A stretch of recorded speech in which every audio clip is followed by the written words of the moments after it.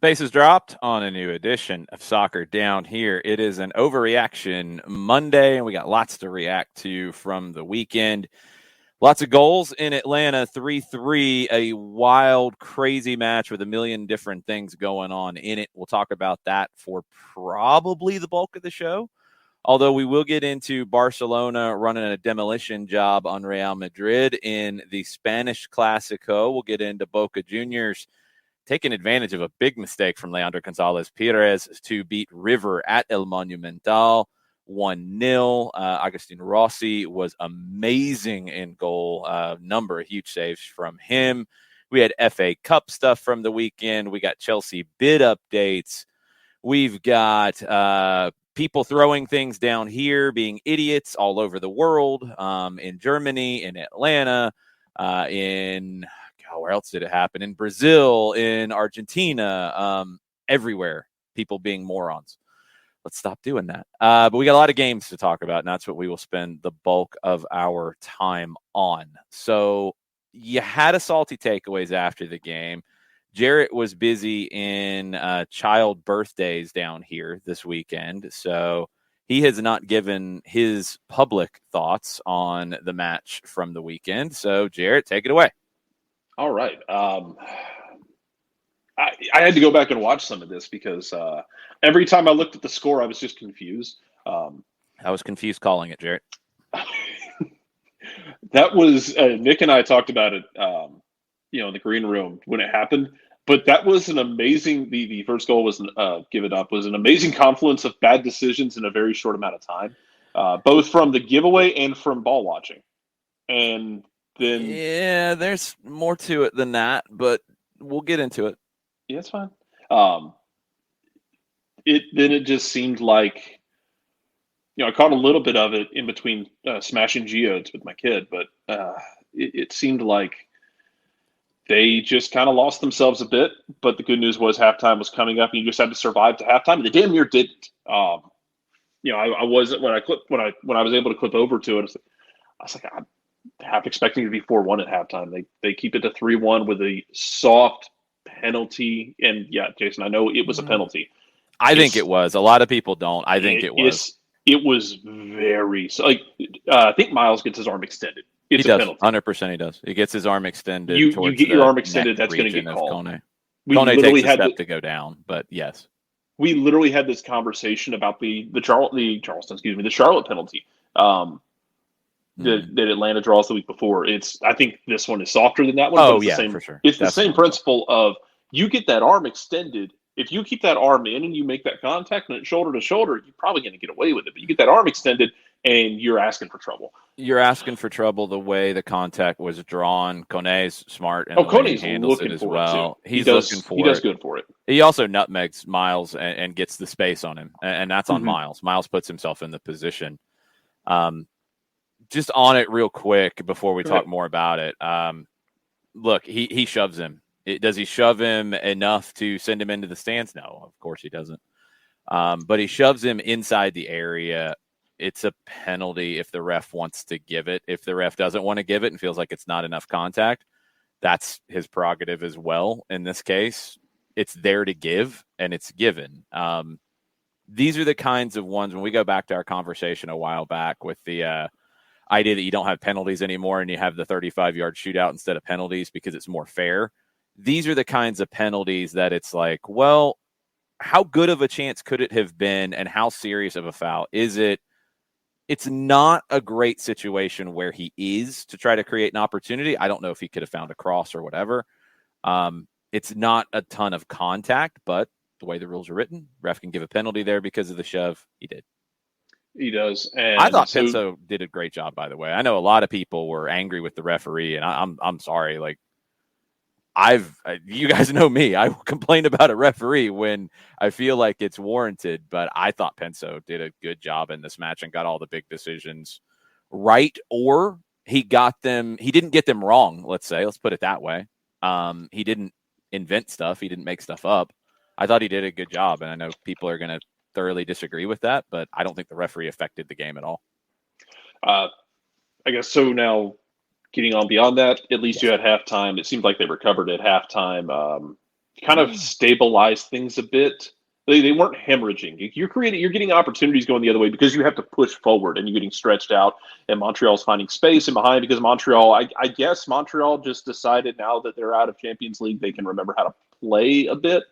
And they create some space. As much as Brad Guzan got clowned for some damn reason about the first goal because he's 2-on-none. And I mean, I don't know. I guess I would ask people, like, do you want him to bull rush Mihailovic with the ball and force Mihailovic to make a decision? Like, because if you get that wrong and you go clattering into Mihailovic's legs, then you're ending up in a situation where he might get sent off.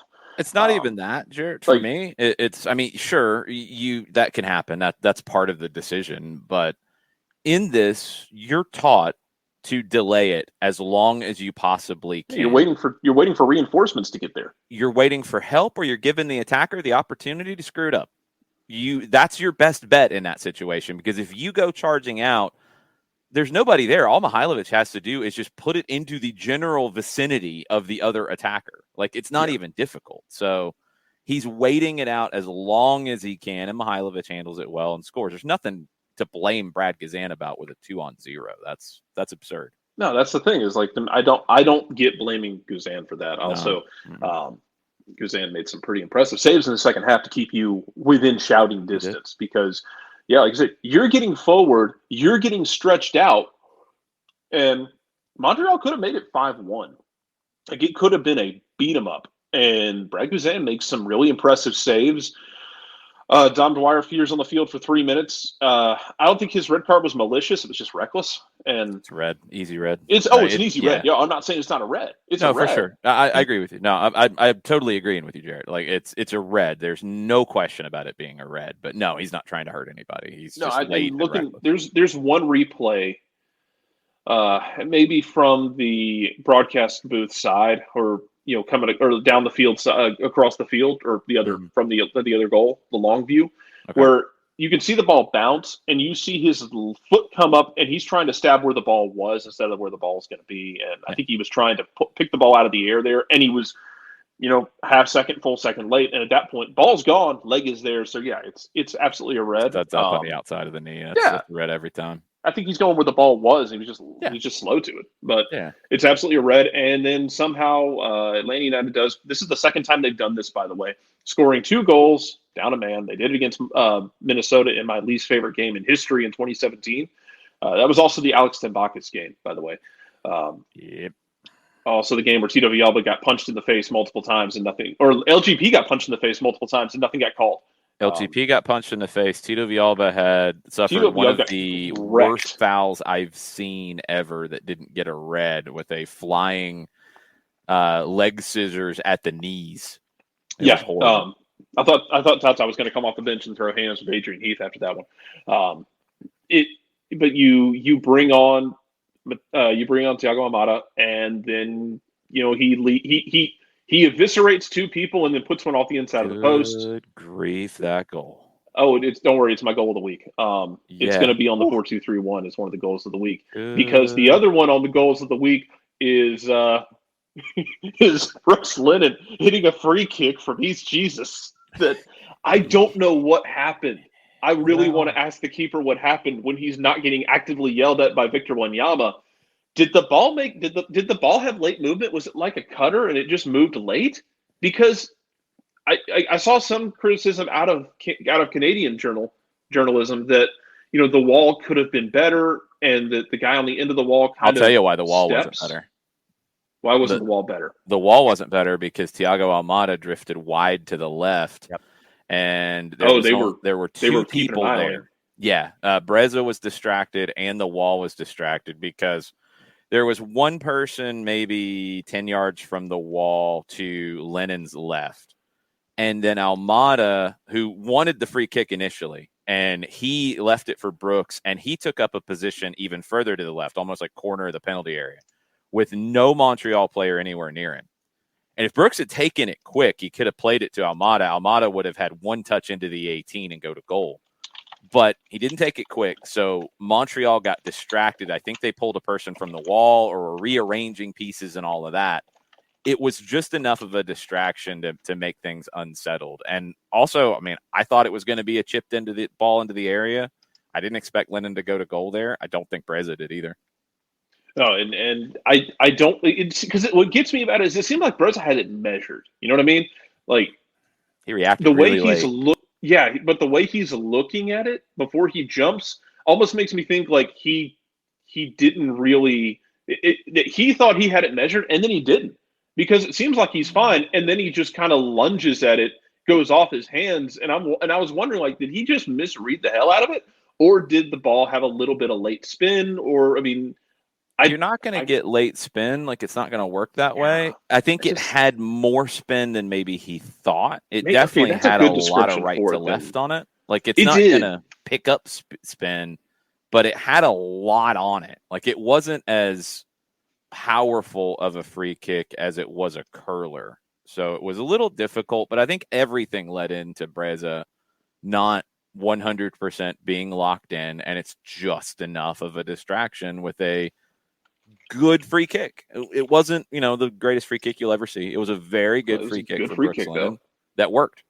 Yeah, it was a very good free kick, and it worked. And look, you rescue it, and there's a lot to criticize about the way going into the half that they were just all over the place. Individual performances. We can get into like Ronald Hernandez, for instance. Yep. We can get into individual performances that have to be better, and that you need to go to the national team to get yourself sorted out. Same goes for Miles Robinson. He's got to get sorted out with the national team trip right now, because it's not good enough. And there's a lot of individual stuff that wasn't good enough. But this team, and I saw criticisms of this like in the second half, and it always confuses me of like this team, like, oh, they didn't show they up until the 2 goals, like they weren't showing anything, they weren't showing heart. This team showed heart since day one. They might have been blown out of teams, but the team will fight. They might not win, they might not draw, but that team very consistently fights. Yeah, I've said it a million times. Like, please, when you're watching a game, unless you've talked to the players and they've said, yeah, I don't really want to play today. All of us, we don't want to play. We don't really want to be here. We'd rather be on a beach. We'd rather be on a patio somewhere with beers in our hand. We don't want to play. I think it's the laziest criticism to say they didn't play with passion. They didn't play with heart. They didn't play with this. They don't want to play. It's so lazy because you don't know. It can't be quantified. So you can say like, yeah, that's how I think. Yes, because you can't say definitively unless the player somehow is able to measure their work rate to you, which none of us have that information right now in terms of how many miles they run in a game and all this kind of stuff. Like, it's a lazy criticism. Of course they played with heart. I mean, Dom Dwyer comes in and plays with way too much heart because he kicked somebody in the knee. Dwyer came in with the job to bring energy to the team. He did in his 3 minutes. He was on the pitch. He had a shot blocked. I think he forced a takeaway. He's running around like a crazy person trying to make things happen and was reckless. But to say that, it's just, it's something that you want to criticize, but maybe you don't have the details to criticize. So you're just coming up with something that can't be quantified. And we can do better than that. I don't know what everybody's saying out there. Honestly, I don't pay a whole lot of attention to it anymore because it drives me crazy at times. So we can talk about whatever you guys watching want to talk about. I know we've got a few things on Twitter that we will talk about as well. John, you did the salty takeaways with the immediate reactions to it. Anything else stand out to you to bring to the floor before we get into more specifics? Yeah, well, just one thing specifically. And Jarrett, you mentioned national team duty to sort folks out. I would posit that someone who is not a part of national team duty right now probably should have been getting a phone call and probably should still get a phone call. And that's Brooks Lennon. With the injury to Dest and you need help on the right-hand side, I would think that with Brooks Lennon and his run of form that he's had, that, Greg Berhalter should have him on line one to help out in this window. Well, you called George Bello instead. Yeah. For cover on the other side because Dest can give you stuff on both. Sure. Look, I would have called in one of each. And if you wanted to call Bello and Lennon, that would have been fine. If you wanted to call two different one left, one right back, that would have been fine. I would have brought in one of each. Maybe they feel like because he played at some last year, James Sands can be your cover there. I think James Sands is your cover in central midfield as well, as he is at center back as well. And that's probably why he's there over like a Cameron Carter-Vickers or others. Like we talked about that last week. Maybe that's the thinking, is that Sands can give you what you need there if you need it. You got 3 games. That's what worries me. And we're going to get into a lot more national team stuff as the week goes. Like today, at least in this show, I kind of want to clean up everything from the club games from the weekend. Tonight, we'll start to look ahead to national team stuff with soccer over there, as well as it'll be a little bit of a half and half. The rest of the week probably is going to be very national team focused, and not just U.S., by the way. There's some massive games coming up in South America. There are Asian World Cup qualifiers that are going to determine playoff teams. There's a lot. There's the UEFA playoffs going on. There is a lot. But, of course, we're going to talk a lot about the U.S. men's national team. One thing I'll say before we jump into Twitter first and then questions on the Twitch pitch, and I know you guys have been busy on the Twitch pitch, but we'll try to get to as many of you as we can. I've been thinking about this because Miles Robinson struggled in this game. I thought he struggled in Colorado. I was a little surprised by his decision to pick up that second yellow and get a red there. I didn't see that coming. That's not normally his game.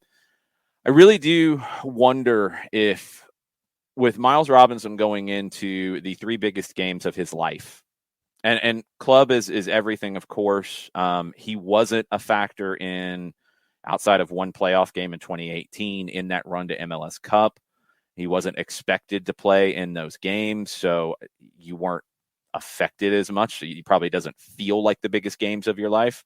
These do, and especially with all the other injuries and just everything on the line.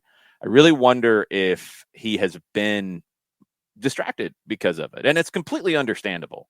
And if it is, hey, it's part of it. And he's got other guys trying to pick him up in this team. He hasn't been as bad as maybe some of the over the top has been, but he hasn't been himself. And I hope that's what it is. And I hope that, one, he's successful in his next 3 games and the U.S. is successful and they book a trip to Qatar, because I don't want to deal with it if they don't. But if they do, and he comes back as a not more motivated, but maybe a more locked in player, then maybe we'll have an understanding of what's happened with him a little bit early on. But players do have dips of form too. And I hope it's not just a dip of form at the worst possible time for him, for the national team and the club. I hope it's just, look, maybe he's been looking ahead a little bit. Maybe he's been a little distracted, and it would be completely understandable because he's never been in this kind of a pressure-packed situation that he's about to go into. And you start to look ahead, getting into the group, getting back with Berhalter, getting into that group of players that I think Robinson is a very big part of, will help him. And I hope it locks him in when they go to Azteca, and then most importantly, when they host Panama on the weekend, because that's the game that's really going to have the biggest deciding factor. We'll see. But that's been on my mind the more I've thought about this, as to what could be going on a little bit. And it wouldn't shock me if that was the case. And I mean, he might not even really realize that that's the case, but he's got a lot of pressure on him coming up in these big games. So let's get into Twitter. What did people think? Overreactions from the weekend, John, that you did not touch on the salty takeaway. Curry Cole Smith, a big positive from the first 4 matches of the Atlanta United season, 8 goals by 7 different players. A lot of quality on the roster. Question of who is going to be the secondary goal scorer may not be answered yet, but it's not a concern. And by comparison, Austin and Columbus have 6. Montreal, New England Red Bulls have 5. LAFC, Vancouver, once again, they were close, but they had yet to have been played at the time of that. So you have teams that have a lot of different folks scoring. Point made by Curry Cole Smith. I think the point was more about Atlanta doing it, because we've always talked about a secondary goal scorer. And I mean, coming in, I think we would kind of nailed that a little bit with the front 4, and how, Moreno had 9 goals last year. He's, that's kind of a decent ballpark for him to be in. I think Almada is a potential double-double guy. I think Araujo is a potential double-double guy. So then you get other goals from other places, like center backs, like a Lennon, those kinds of things popping up. But yeah, you got 4 guys in your front 4 when everybody's healthy that can all get double-digit goals. So I think I don't think you're even looking at a secondary goal scorer in a 1-2 situation. I think you've got a front four that can all score goals and can honestly all assist for the others as well. So it's a really exciting front four when you get all of them on the field together, and we haven't seen it yet. And 2 from this morning to wrap things up on Twitter. There were more from yesterday, John. Okay. Well, please scroll back on Twitter. Scanning back. When I know there's one that you haven't touched on yet, I question you getting all the questions, my friend. Well, Emilio says, I want my D back. I don't remember the team ever having a shaky backline in past years. Again, I mean, look at the goals you've given up so far this season. 2 are on set pieces. 1's on an attacking set piece, which we can break down a little bit more here in a minute with Ronald Hernandez having a series of nightmares all at once. It's a lot of individual mistakes. You know, one's just a well-placed cross and a great header from Rubio on Franco. I was harsh on Franco initially because I thought he had gotten away from Rubio, but he didn't. He was right there. It's really well done by Rubio and a great cross that Franco couldn't get to. Nobody tracked Kone on the run on the second goal against Montreal. The third goal's a penalty. It's an individual mistake to give the penalty. Second goal in Colorado is a turnover that is just good grief. Immediately put on a dime by Rubio to Lewis on the back post. And third goal, you're playing 11v10. So I'm not freaking out about the defense. I do want to see how Robinson bounces back from national team play coming up. If that clears his head a little bit, I'm excited to see where that can go. But yeah, you've given up more goals than I'm used to for sure. Colleen Cook goes, a well-known podcaster said Marcelino Moreno would not be in his starting 11 since he loses/dribbles the ball too much. I strongly disagree with that take. Am I off base to think Moreno's one of our best players on the pitch? #Overreaction Monday. Colleen. No, you're on point. Are there people who worry about too much dribbling? Yes. If you've seen our Dribblers Union t-shirt, you know that that's not really where I fall anyway. And I'm pretty sure that's where John and Jarrett fall is more dribbling, the better. You got to pick your spots, of course. Like you don't want to be dribbling at the top of your own 18 where if you turn it over, you're in a bad spot. And Marcelino doesn't do that.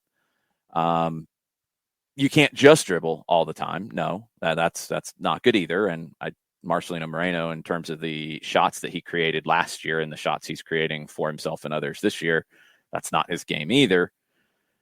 I don't buy that at all. Marcelino's an interesting player. Like he is kind of hard to pigeonhole a little bit. You know, again, it's that endless debate. Is he a 10? Is he a winger? Is he an 8? Is he a 7.5? I mean, who cares? Like, he's a great player, and he's a very effective player, and he's been in the attack one of Atlanta's most effective players this season. There's no way around it. So, yeah, he's in my starting lineup, and he's in my starting lineup when you have everybody healthy.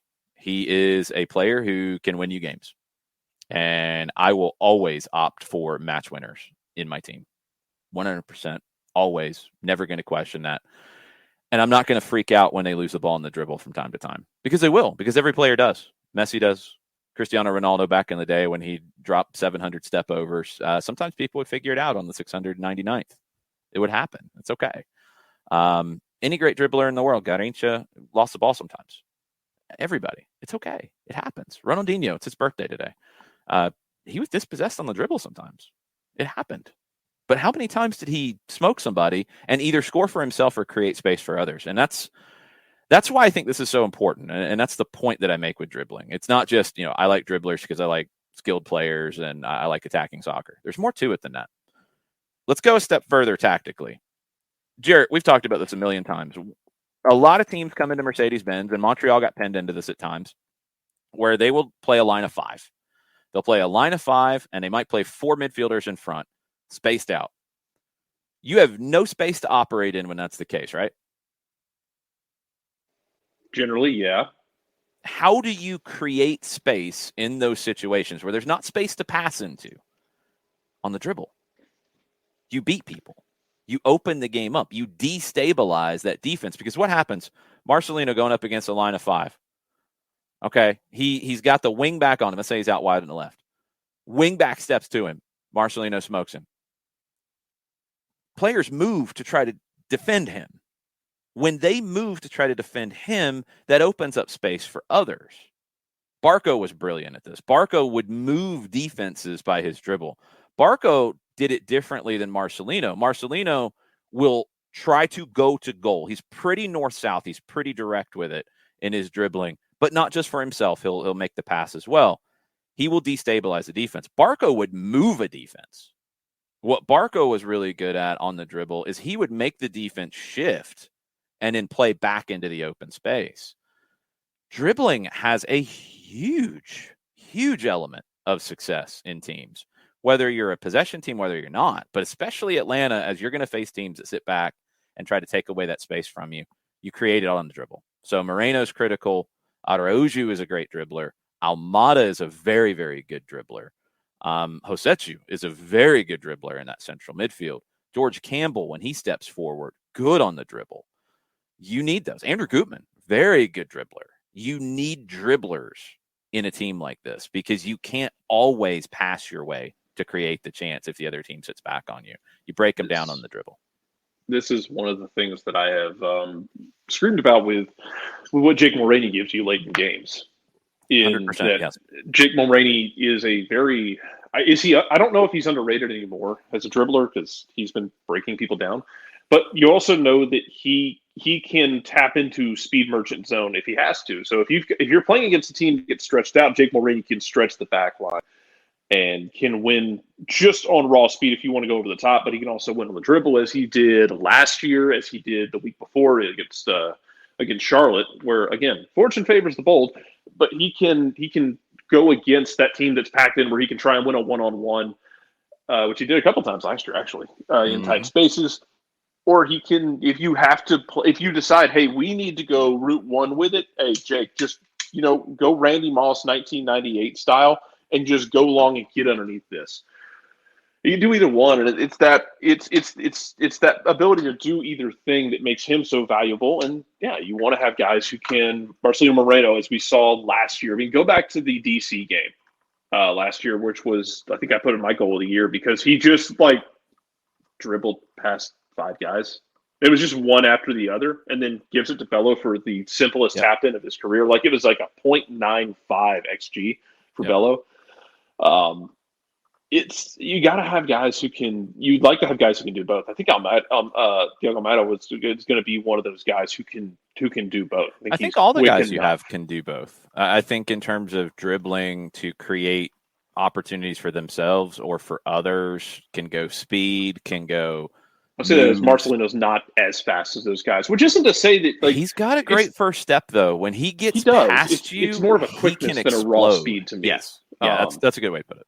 It's more of it's more of like tight end quickness off the line than just straight line speed. And this is that thing in sports where we're like, oh, that guy's slow. The same thing where that quarterback only ran a 4.940, which is faster than most human beings. Yes. The concept of speed is a very interesting one with pro athletes because Marcelino Moreno is not technically slow, but he's not the fastest one on that field for Atlanta United because, again, Joseph Martinez is stupid fast. Other wingers you have, like Brooks Leonard, is pretty damn fast. Andrew Gutman is way faster than I think he has any right to be. Gutman doesn't look like he would be that fast. That dude hauls, though. Very impressively. Marcelino Moreno may be the slowest one in that attack, and he's not the slowest person on earth. I mean, you'll get teams that will be able to catch up with him, but then he's going to do what he did the other day, which is this guy's catching up to me. I'm going to do the thing where I throw out the parachute, take the contact from the back, and maybe pick up a yellow card for that guy, and we can reset for a free kick or something. Just to give you a little bit of context here, Marcelino Moreno, in his time in Atlanta, because they don't track, or at least I don't have access to all of the Opta stats perform data from his time at Lanús. But in his time in Atlanta, you're talking now 3 seasons, plenty of games, so you have a pretty good sense of who he is. His numbers this year are a little bit down on dribbling because he hasn't been on quite as much. I've put him per 90, but you give him more 90-minute games, he's going to have more of these. But he is winning almost 2.5 dribbles per game. He's dribbling past 2.5 players per game. That's 2.5 times that he is beating somebody and making the defense have to react. That's the key thing. It's not just in isolation, like you beat somebody and the rest of the defenders just stand still. That's not how the game's played. So you're opening up that space. One of the biggest things that I look at is shot creating actions. You can, if you want to look at it, Football Reference has it where it's public. This takes passes, live ball, dead ball. It takes dribbles. It takes shots that then lead to a second shot. It takes times that you were fouled and earn a free kick that turns into a shot. It's a defensive action that can then turn into a shot. Marcelino Moreno is one of the top players in MLS since he joined the league in shot creating actions. A good number of those come from the dribble, not all. A whole lot of them come from the pass and live action passes. And so many times it feels like it comes dribble, pass to open the game, because then that's where people step. Moreno's going to draw you to him and then beat you on the dribble. He's really strong, like core strength for him, really strong, because he can run through arm tackles, guys trying to get a hold of him, guys trying to body him. He can run through that and keep his balance. He'll explode, then have an opportunity. Mulroney's a little more not trying to draw you in as much. He'll wait for that move where you give him something and he'll blow past. Almada, very crafty, I think a little bit closer to Moreno in terms of his dribble. Araujo, maybe a little more like Mulroney. He'll look for that shoulder to dip or that little bit of indecision, pick a side, he'll blow past you. So you've got even different kinds of dribblers in this group. Dribblers are good. It's the thing. You just can't get hung up every time they don't win a dribbling duel. You can't get hung up on that. If these guys were not winning the majority of their dribbling duels all the time, fine. Especially if you're losing it in bad places. But that's not how it is. It's not just a game where you play it long and shoot all the time. Like, that's not how this game's played anymore. It's not how Gonzalo Pineda is going to play. He has a system that is a very team-based system, 100%. But in these kinds of systems, positional play, I don't think Pineda is the strictest disciple of positional play, but he absolutely has positional play elements in his team. Positional play teams create space for individualism, for flair, for creativity. It's not rigid. I think there is, because of the name and how it's translated into English, positional play, people think it's very rigid. You stand in a spot. You stay in a spot, that's all you do. You don't dribble out of that spot. You don't run out of that spot. You stay in a spot. That's what you do. That's 1974 soccer. Doesn't work that way anymore. You move. What positional play tries to do is create superiorities. And I think where everybody hones in on it is the number one type of superiority you try to create is numerical. You want 2v1s. You want 3v2s. You want a free man at all times for the pass. You always want the easy pass. Absolutely accurate. That's what you want. When you can create that, you're very happy. You also want quality superiority, qualitative superiority, if you want to get specific. You want those because if I have Luis Araujo against a fullback who is bad on the dribble, I am trying to create 1v1 opportunities for him to win that all day. Same for Moreno. Same for Almada. Same for Jake Mulroney against Christian Fuchs at the end of the game where he's exhausted. You're trying to create qualitative superiorities as well as numerical. And when it's one-on-one, how do you take advantage of that qualitative superiority? On the dribble. So dribbling is a good thing. I don't think this team overuses it all. And I do not understand the criticism of Marcelino Moreno dribbling too much. I'm not buying it. Also on the board, couple really quickly. Fender still on Twitter? Yeah, I'm still on Twitter. Okay. Get two more. Actually, I got 2.5 more. Okay, we'll try to go a little faster. Sorry. That's all right. It's just quick stuff. Fender says if you're going to tie it home, certainly an entertaining way to do it. Yeah, there's that. Elabel says, is it even possible to overreact to the Almada goal? No. I mean, wow. No, it's one of the best goals I've ever seen live. And like, then I'm not trying to give you hyperbole on that. I was losing it because it's so hard to do what he does there on all facets of it. To beat the two defenders first, steady himself, get the touch back to where he wanted to hit the shot, and then put it in the perfect place where no goalkeeper in the world can get it. What a way to say hello with your first goal in the Atlanta shirt. Good grief, Thiago Almada. That was absurd. And the last one from Twitter comes from Under the Weather. Thoughts? Almada made some great runs between the lines, but the ball didn't find him. That's going to take time. I mean, that's to a degree, that's just going to take time because he doesn't have a lot of training sessions on. So much of that part of it is chemistry in repetition. And when you do the work on the training pitch, you start to realize how a player moves. You start to realize when they drop their shoulder one way, they're going to go the other way. You start to realize Josef Martinez, more often than not, is going to drop off of the defensive line and want the ball at the penalty spot, as opposed to whipping across the face of goal. You start to realize players and what they like and what they don't like. Does Almada want a ball, played only to his right foot? Does he care? Does he care if it's a very, driven ball to him? Does he have the quality to control it? He does. But how do you set him up for the most success? But more often than not, it's just, where's he going to go? Where is his movement going to take him? What pockets of the field does he like to find? And until you have more games and training sessions under your belt, it's hard to do that. So they're trying to do that on the fly.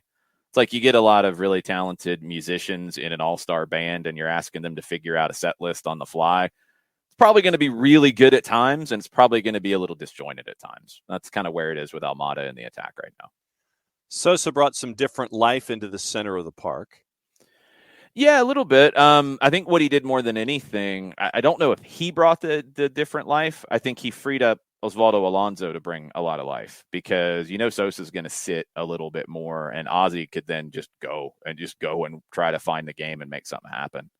So I think it was the effect of Sosa being there that it created more life in the midfield. But Sosa did what Sosa does. I was really happy to see him because I did not think he'd be back quite this early. I thought it'd be a little bit longer for him. Question from Under the Weather. Was there a tactical issue that caused all of the 2v1s and 1v2 when Atlanta had the ball in the wings?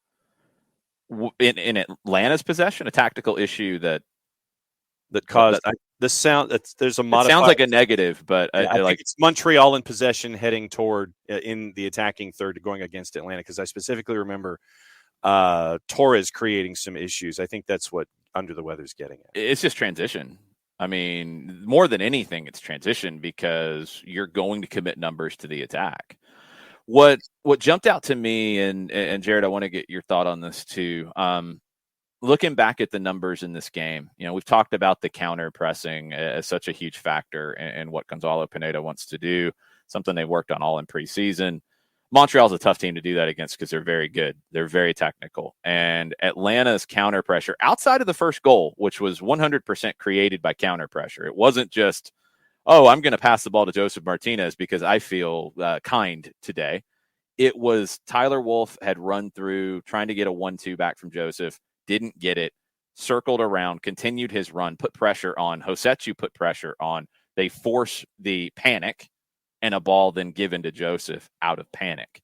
Outside of that, there wasn't a lot of counter pressure at all. Now, it'll get better with Araujo, but Montreal was able to get past the first line of pressure pretty easily. And in that 20 minutes or so in the first half where they dominated, it was way too easy. Atlanta was shook, and they weren't fighting to win the ball back as quickly as they needed to.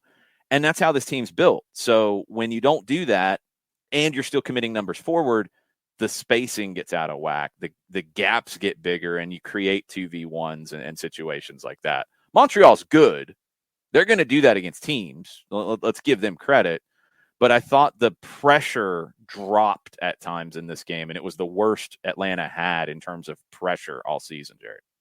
Yeah, it kind of reminds me of the analogy I used for for our America's favorite Bonfield Bulldog when he was in Atlanta before he went to the promised land, to the Gray Havens. That is I can't even say that with a straight face. He went to San Jose. He played center back for San Jose this weekend as well, Jarrett. How'd you think about that?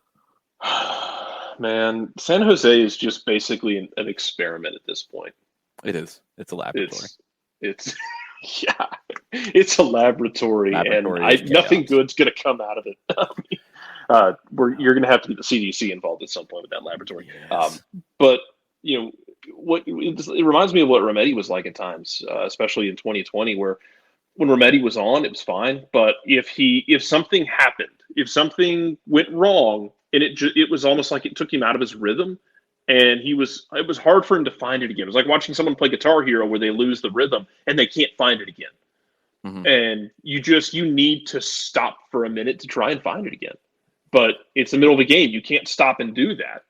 You can't just stop and call a timeout and try and re-find your rhythm. It just seemed like once they lost it, and they lost their spacing, they lost their steps, they lost their moves, they lost their rhythm, then it just seemed like a team that was just kind of a day late and a dollar short to everything. And then you get out of whack on the second goal. You beat down the left-hand side, and then you get the hard ball in that's crossed in very nicely. Then you get the penalty, and it just seemed like they were out of rhythm, and they kind of went into halftime, hit reset, tried to do some stuff, got stretched out trying to chase, and then got 2 moments of individual magic, which you'll take. You don't have to. I guess my whole thing with this entire game was you don't have to dismiss the beautiful, wonderful moments of magic or the good that happened at the beginning of the game. No, the first 27, they were really good. Up until that corner, Atlanta was really good and should have gotten a second one out of their work. They were really good in that first 27, and then they were really bad for the rest of the first half. Mm-hmm. And then, it's one of those things like you can acknowledge and want to fix all of the bad things for sure, because there's a lot to fix there. And there are things that need to be addressed. And you'll be using that international break to do so, because you can't do this game in and game out, because you can't always expect to get rescued by great individual moments. But you can do that and still also acknowledge, hey, we got some great individual moments from the players we brought in and the players we developed, because, you've developed Tyler Wolff. And I know Byrne has his opinions on Wolff being playing more like a winger at times and being that pressing wing as opposed to pressing out of the midfield. He can do both. He's somebody that Gonzalo Pineda 100% trusts to play wherever. He needs to settle into a position. I think for his long-term future, yes. But right now, because he's not a starter in this team, he's played as a winger throughout the preseason. He did really well. His pressing is elite level. It's absolutely perfect for this team. In the midfield, he can still press, and he helped create the first goal. But maybe that's one reason why you saw a little bit of a drop. I think when you have Araujo pressing from one wing, at a minimum, you're going to push the team to one side.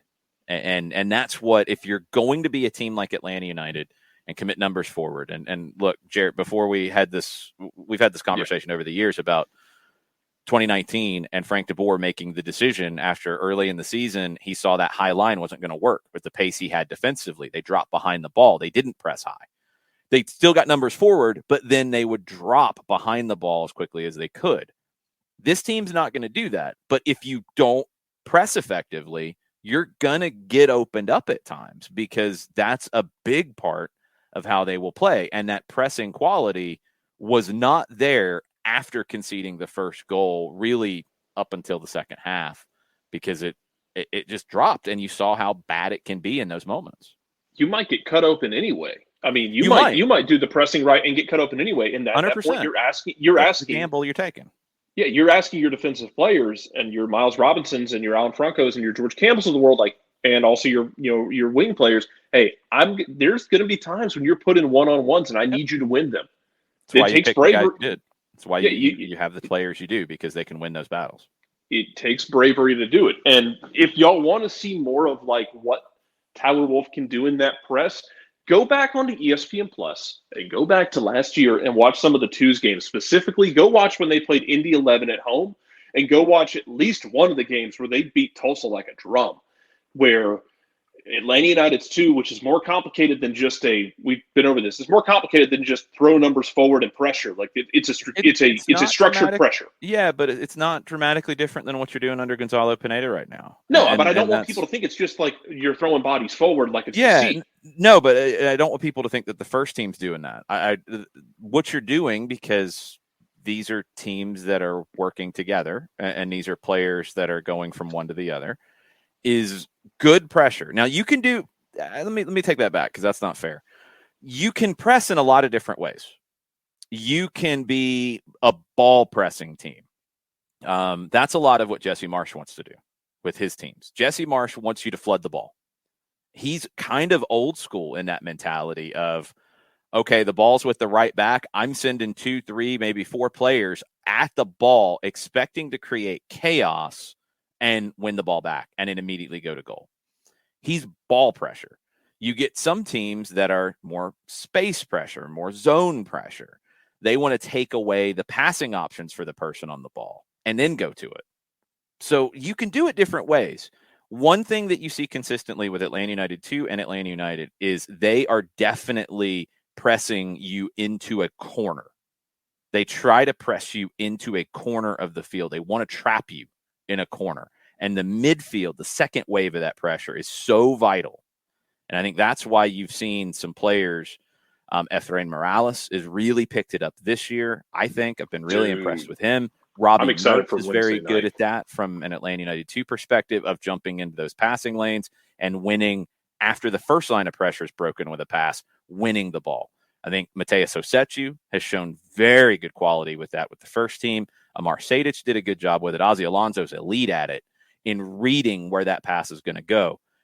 You're a little bit more of trying to trap at times with Atlanta United, but Wolf is elite with it. Wolf has created a couple of goals with the first team already this season with his defensive work. Araujo, defensive work to a crazy level. It's like he gets faster without the ball when he's defending. That stuff is so critical. And if you're going to be a team that commits numbers forward, you've got to make that decision. Frank de Boer made the decision in 2019, and you look at who he had in his back line. His decision was drop. We lose possession, drop. Get behind the ball. Get numbers behind the ball. Be safe. Because you didn't want Michael Parkhurst in foot races at that time. You didn't want Leandro Gonzalez-Perez. You don't want LGP in foot races at that time. You didn't want LGP was a great one-on-one, like great emergency defender and great one-on-one when it was in front of him. You just didn't want him. You didn't want him in a drag race. That's why Tata didn't press all the time either, by the way. It's why his teams picked their spots and a lot of times dropped off of that pressure. Once they got into a bigger field at Mercedes-Benz, they were pressing a lot more at Bobby Dodd on a smaller field, more compact than at Mercedes-Benz, which is more spread out. You didn't see as much pressure at that point.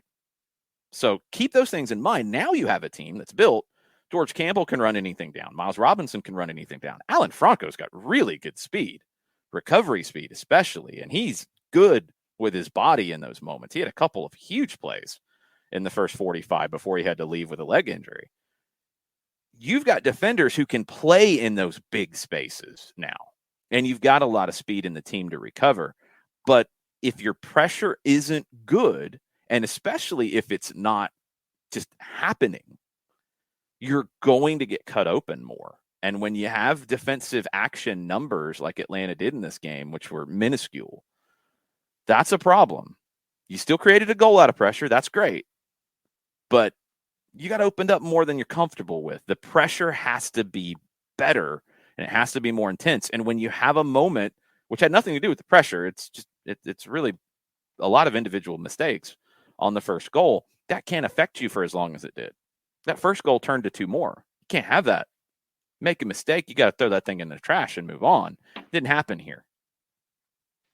It's like I said, it's going to be, if you want to, like I was getting into, if you want to see more of it, like you can, if you want to see it this week, you can go to the Tues game at Kennesaw Wednesday night. They've got Tampa, which will be a hell of a matchup because it's a very good game. I'm totally with you, but I do want to make it clear, like, if you want to see more of it, watch the first team. Well, I'm talking about this week. Games. You're not going to be able to watch the first team this week. No, I know, but we have this a lot of times where it's like the Tues do something different with their pressure. They don't. Like, they're pressing. They're doing a lot of the same things that the first team is now. Now, in previous years, little different because you had different personnel. But the second team now, like, watch the twos, but pay attention to the pressure with the first team too, because it's such a critical part of what they do. And when they don't do it well, you see some of what you saw against Montreal. And you see it with the twos as well. When they don't press well, they're going to get opened up.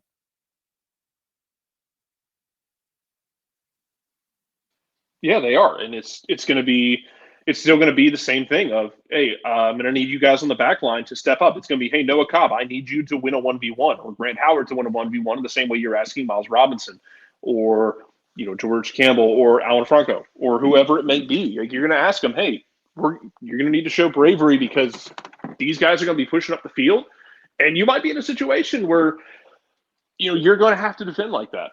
And the same thing we talk about with the first team guys. I mean, it's. You can see it and enjoy the fact that, yeah, they're going to press, they're going to be smart about it. But to my point, if during this week, if you're looking for something as to what Tyler Wolff brings, if like watching the games where he's created moments like that isn't enough, and I understand like there's other parts of his game that Tyler Wolff needs to get better on. He's young and he's going to keep improving. Man, go watch some of those twos games last year where he was leading that press and just he put some people in hell last year at the USL level, and he's starting to put people in hell in certain situations in MLS. It's awesome to see. He's done it consistently in his MLS minutes too. He's such a good defender, and yeah, a lot of it is intelligence. He has a great soccer IQ. He reads the game well. He's a very good defensive attacking player. And don't think it doesn't go and don't think it's unnoticed, by the way, because go watch that goal. Go watch where Joseph Martinez is pointing as soon as he's done. As soon as everyone's crowding around and Joseph finds him and points him out. 100%. 100%. Tyler Wolff, like what he brings to this team, he's trusted by these players. He's absolutely trusted by Gonzalo Pineda. And he's been good. He's been good in this team this season. But I think you saw in this game, if you're not pressing effectively, your defenders are in more 1v1 or even 2v1 situations than you like. They have to be ready to deal with those at all times because you're going to play on that edge. But you don't want to continually put them under that pressure. You want to turn the ball over in the attacking half more when you lose it there. And in this game, Atlanta United did not do that well at all. Now, credit to Montreal. I thought Victor Wanyama was excellent in breaking the press. I thought Ismail Kone was a great player all over the field. Their midfield was outstanding in playing through that pressure. The three center backs. So Joel Waterman is very good on the ball. Very, very good on the ball. Camacho, a little risky at times, but he will take some of those chances to open the game up. Kamal Miller steps forward well. They're a good team. Montreal's a much better team than their record. They've been dealing with CONCACAF, and it's affected them, and they're only so deep. Ding, ding, ding. Yeah, but they're a good team, and they're really well coached, and what they don't give up is a lot of clear-cut chances. You look, even this season where they haven't been good in MLS play, they were top 10 in shot-creating actions conceded. They don't give up a lot. Now, they gave up some goals. They've been punished more so than you would think from the amount of shot-creating actions they concede. They're well-organized defensively, and they deal with pressure well. And Atlanta, I think what they learned here is the effort has to be there 100% of the time to win the ball back, or you're going to put your defense under more pressure than you need to. Jared, I think you are leaving us for a bit, correct? That's correct. I'll make my last thing. To your point, Victor Wanyama was really good. I didn't know if Victor Wanyama still had his legs to do this. We'll see if he can do it all year. I think he could do it in spurts for sure, but I was really impressed, and I want to see if he can do it all year. To see if he's got the legs to keep this up, because I agree, it was really impressive. Let's see what he's got on him for the rest of the season. Yeah, 8 starts. I didn't think he had it in this one. I thought he would not be as effective, but he was great. Nope. They did tire late, though, and you could see the effects of CCL late in this game for Montreal for sure. Jarrett, we'll see you maybe in a little bit. If not, we'll see you tonight. Soccer over there. Sounds good. Thanks, Jarrett. All right, let's get into John telling us about our good friends over at Eliminize. Can certainly do that. Eliminize Service, proud sponsors of everything SDH. QR code over my left shoulder for those of you watching on Twitch. For odor-free, clean, fresh air, one place you need to go. It's Eliminize Service, deodorizing enclosed spaces like houses, apartments, and condos. They've created a customized solution that eliminizes all organic odors, including those like pets, cigarettes, and food. Realtors and property managers use Eliminize Service to eliminate bad odors to help them sell or rent those facilities that much faster. It's a turnkey process that makes it easy to work with realtors and property managers. Kind of the environment, a green way to get rid of odors without any kind of toxic residue, different than our favorite masking agent that we have under our sink of choice, because those masking agents, all they do is cover up the odor. They don't attack the problem. Eliminize does that, destroying odors down to the molecule with a proven scientific formula that does exactly that. Two ways that they can tackle the cost and pricing for you, either by the cubic foot or by parts per million, to make it affordable for you. Results in 24 hours or less. And if you have any other questions, frequently asked or otherwise, one place you need to go is the website, eliminize.com. But do us a favor, go /Atlanta after the .com so they know what part of the world that you are talking to them from. So the website is ELIMINIZE.com /Atlanta, eliminize.com /Atlanta. For odor-free, clean, fresh air, Eliminize Service, proud sponsors of everything SDH. Thank you, John. News before we jump into the Twitch pitch with a lot of overreactions or underreactions or reactions in general. Tom Bogert yesterday posted that Atlanta are finalizing the signing of Chivas forward Ronaldo Cisneros, former Mexican youth international. He's 25, only played 20 minutes with Chivas first team during the current season, actually during the Apertura and Clausura. 6 goals, 2 assists with Tapatio. A lot of the Tapatio players played against Atlanta in the preseason friendly. He can't play wide. He's more of a natural forward. He came up through Santos Laguna's academy.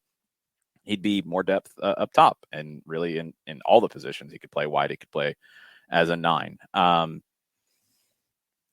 don't know much about him. When you were chasing the player from Rosario Central earlier, Luca Martinez, and couldn't get that deal done, I think it showed that you were trying to add a little more depth up top. I think one reason is you want Jackson Conway to play for the 2s and continue to develop. He's got to get consistency. He's got to play. You don't need him back and forth. This next game would be a prime example where he's going to probably be with the first team unless you get this deal done super quick and he gets a visa super quick, which I don't see happening. And he'll probably miss out on a 2s game because of it. And he'll probably sit the bench, and he might not play in that game in D.C. for Atlanta United because Dwyer is suspended. You don't want that. You want Conway to probably play 30-plus games with the 2s. And he needs those games to develop so you can see what you have and see, is he somebody that can step up and be that guy next season? You're not going to figure that out if he's back and forth and being on the bench. So you need another body. Cisneros could be that guy. We'll see if this gets done. Look, they played a preseason friendly. You'd assume that the 2 clubs have been talking about lots of different things. So very possible that this would make a lot of sense. So we shall see. Other stuff on the news front. We'll end with the MLS weekend. Zach Steffen started for Manchester City. That makes Greg Berhalter very happy. Brendan Aronson did not play for Salzburg. Knee injury is what the club reported. That makes Greg Berhalter very sad. There was a report that he was not going to travel. Then Stu Holden said that he is traveling. I have not seen a picture of Brendan Aronson arriving anywhere with the national team yet. But if he didn't play on Sunday with a knee injury, I can't really expect him to play Thursday. Could he play next Sunday or the following game in Costa Rica? We'll just have to wait and see. But not happy if you're Greg Berhalter with that one. That's bad news that you don't want. The Deloitte Football Money League was announced. This is revenue, and Manchester City topped it for the first time ever. Barcelona fell to 4th. Manchester United fell to 5th. That's the lowest they've ever been. PSG, Liverpool, Chelsea, Juventus, Tottenham completed the top 10. The ones right behind City, Real Madrid 2nd, Bayern 3rd, Barca 4th, Manchester United 5th. 11 of the top 20 are Premier League teams. Wolves made the top 20 teams money-wise in the world, which tells you enough about England's TV money that they bring in. A lot of losses, though, due to the pandemic. These 20 clubs lost out on well over $2 billion of revenue during the last 2 seasons because of COVID. So clubs are still bouncing back from that. These clubs are going to be just fine. Italy, backline, not going to be what you would hope it would be for upcoming playoffs to get to the World Cup. We'll talk in more detail about this tonight on Soccer Over There. I'll try to talk. Nick might be yelling. Yeah. But it's not going to be anything like the back line that led them to a European Championships win. It's going to be very different due to injuries. Yeesh. Rumors and innuendo. Lukaku unhappy at Chelsea. Wow, that's a new one. Haven't heard anything about that. Wants to leave in the summer. Okay. Calvin Phillips. Right now, Aston Villa reportedly is in the lead on getting him, according to the Times. £60 million Villa are prepared to pay for him from Leeds. Paulo Dybala doesn't look like he's coming back to Juve after this ongoing, off-going, stupid saga of we've negotiated a deal. Okay, we'll send it to you shortly. You didn't send me what we agreed to. I'm not happy. Okay, no, we'll send it to you again. We'll fix it. I'm still not happy. Stupid. So he's going to be out of contract in the summer, it appears. Ronald Koeman might go back to the Dutch national team job, which he left to go to Barcelona to begin with after the World Cup. Louis van Gaal is on a contract that'll run through the World Cup. Koeman walking back into that kind of makes sense. Kind of a good fit for him to go back to a job that he really enjoyed, and the only way he was going to leave it was to go to Barcelona, and then he got jerked around by Joan Laporta quite a bit. And no, we're not going to bring you back. Unless we can't find anybody. Then we're going to bring you back. But then we're not going to be happy about it. And then Koeman does a reality show where he's talking trash about the club. And we'll also talk to Nick tonight about Milan, reportedly, according to Antonio Vitello, close to signing Origi on a free transfer. He will be on a free this summer. 3.5 to 4 million euro per season is what it looks like he will get. But that could be announced here very soon, that Origi could be joining Milan for next season. Germany, Bundesliga. Friday night's game was abandoned in the 71st minute as a beer cup struck a linesman. This is not the first time that Bochum supporters have dealt with this. Mönchengladbach was leading Bochum 2-0 in the 71st minute. Bochum supporters had been admonished earlier in the year for pelting Max Kruse with plastic beer cups during a round 17 fixture. Yeah. Idiots. Ban them. Revoke tickets. Don't let them back in the stadium. You got cameras. Do it. Yes, in Atlanta, there were idiots who threw things at Romo Kyoto when he was wasting time. That's the one I saw. Saw people talking about other things being thrown in the general vicinity of referees, which, again, as I said, I don't think Chris Penso deserved anything thrown at him for this game. But the stuff thrown at Kyoto, I saw one thing come out of it looked like out of the club section over on the far side of the field from where we are, and then stuff coming up from the 100 section. Saw at least 4 things thrown. Ban them. I'm sorry. Don't throw things. Don't throw things on the field because it starts with throwing plastic beer cups. That can leave a mark when you hit somebody with it.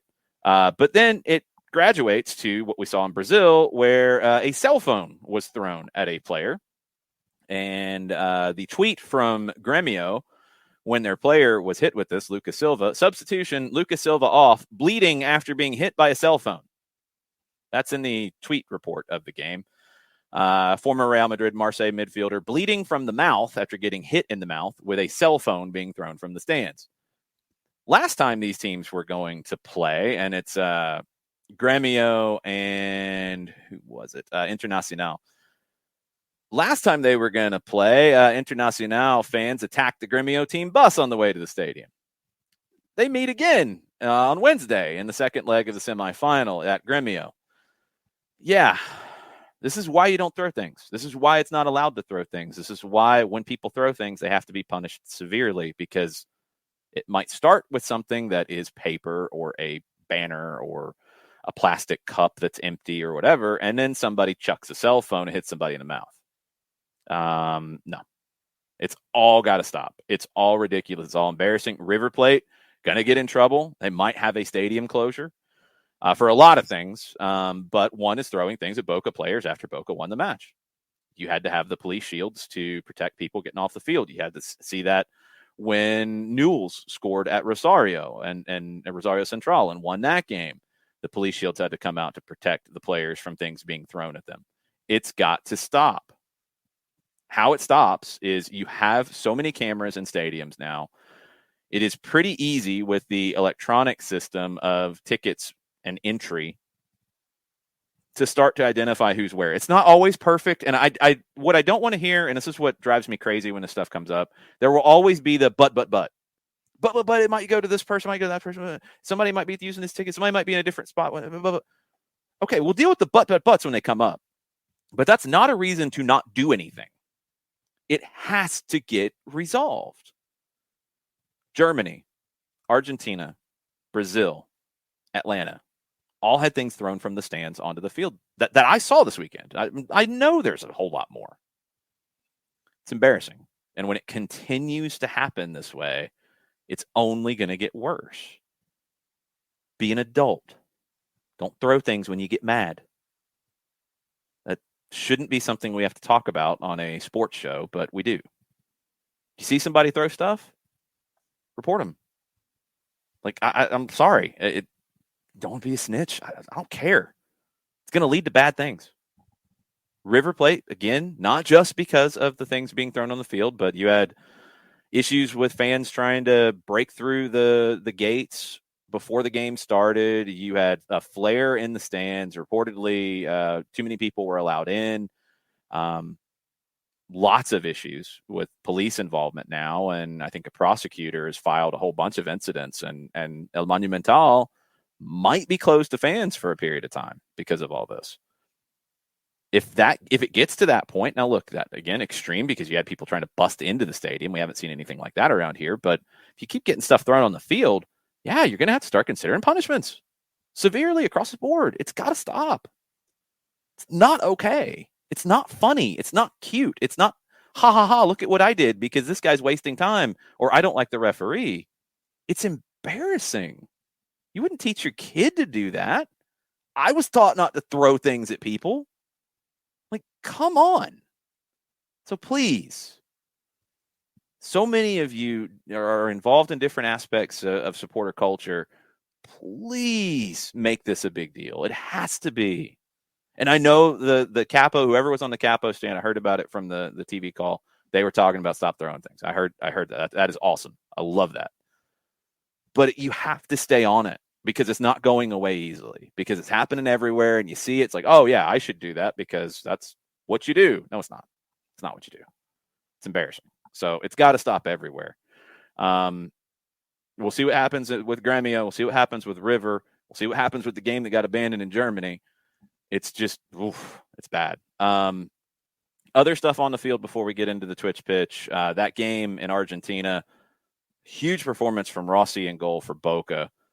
Incredible save late on a chip. Good grief. I don't know how he got to it, but big mistake from LGP. He's trying to shield it and expecting Armani to come out, but it's not close enough. I think he got lost on the field a little bit on how close he was to goal or where Armani was. He couldn't shield it. Attacker goes around him, gets the ball, puts it in the back of the net. That's all Boca needed. They weren't all that great in this match, but they got the goal that they needed, and they get the 1-0 win. River had all the chances to get an equalizer or to win the game. They had a ton of chances, but they couldn't convert. Rossi was great, and one big mistake, you get punished. PSG's a mess. They lost 3-0 at Monaco. They look like they could care less right now. I mean, all they have left to play for is Ligue 1, and it's pretty much sealed up. It's awful. Messi was out with flu-like symptoms. He's been called up to Argentina for 2 meaningless qualifiers in the next week. I don't know if he's not coming or where that stands right now. PSG also didn't have Sergio Ramos, who they've barely had at all. Angel Di Maria, Juan Bernat, Chris Alwa, and Herrera all out still. Oof, it's really bad. Before we get into the Twitch pitch, John from England, I'll give the update on Chelsea because Reuters had a big update on that this morning. You can talk about a couple of the FA Cup games from the weekend after that. Rain Group are expected, could be today, could be tomorrow, to create a short list of bidders, 3 of them. They want to get down to a short list of 3. They set a deadline on Friday for bids to be made. A bunch of them were public. Sources close to the deal said there were a bunch more that were private and you don't know about yet. Some are starting to come forward now. You've got so many different people that are mentioned in this. It's not worth going into all of them and judging bids, because who knows? They're going to narrow it down to 3. From there, once they decide, okay, who gets it, the government has to issue the special license for the sale. They have to require evidence that Abramovich doesn't make any money from it. That should be pretty easy to do. Where the money goes, I don't know. They still haven't really said that, because you're paying money for something that the owner can't, or previous owner, or whatever you want to call it, can't sell. So I don't know then where the money goes. Whatever, we'll figure that out.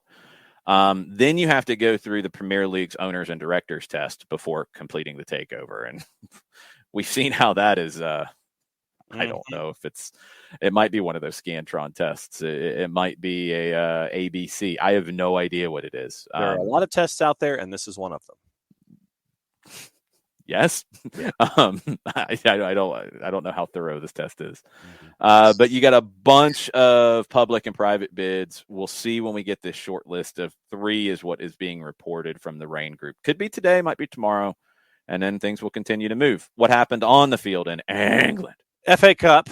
We're down to the final 4. Manchester City beat Southampton. No real surprise. And they get Liverpool in the next round. Chelsea beat Middlesbrough.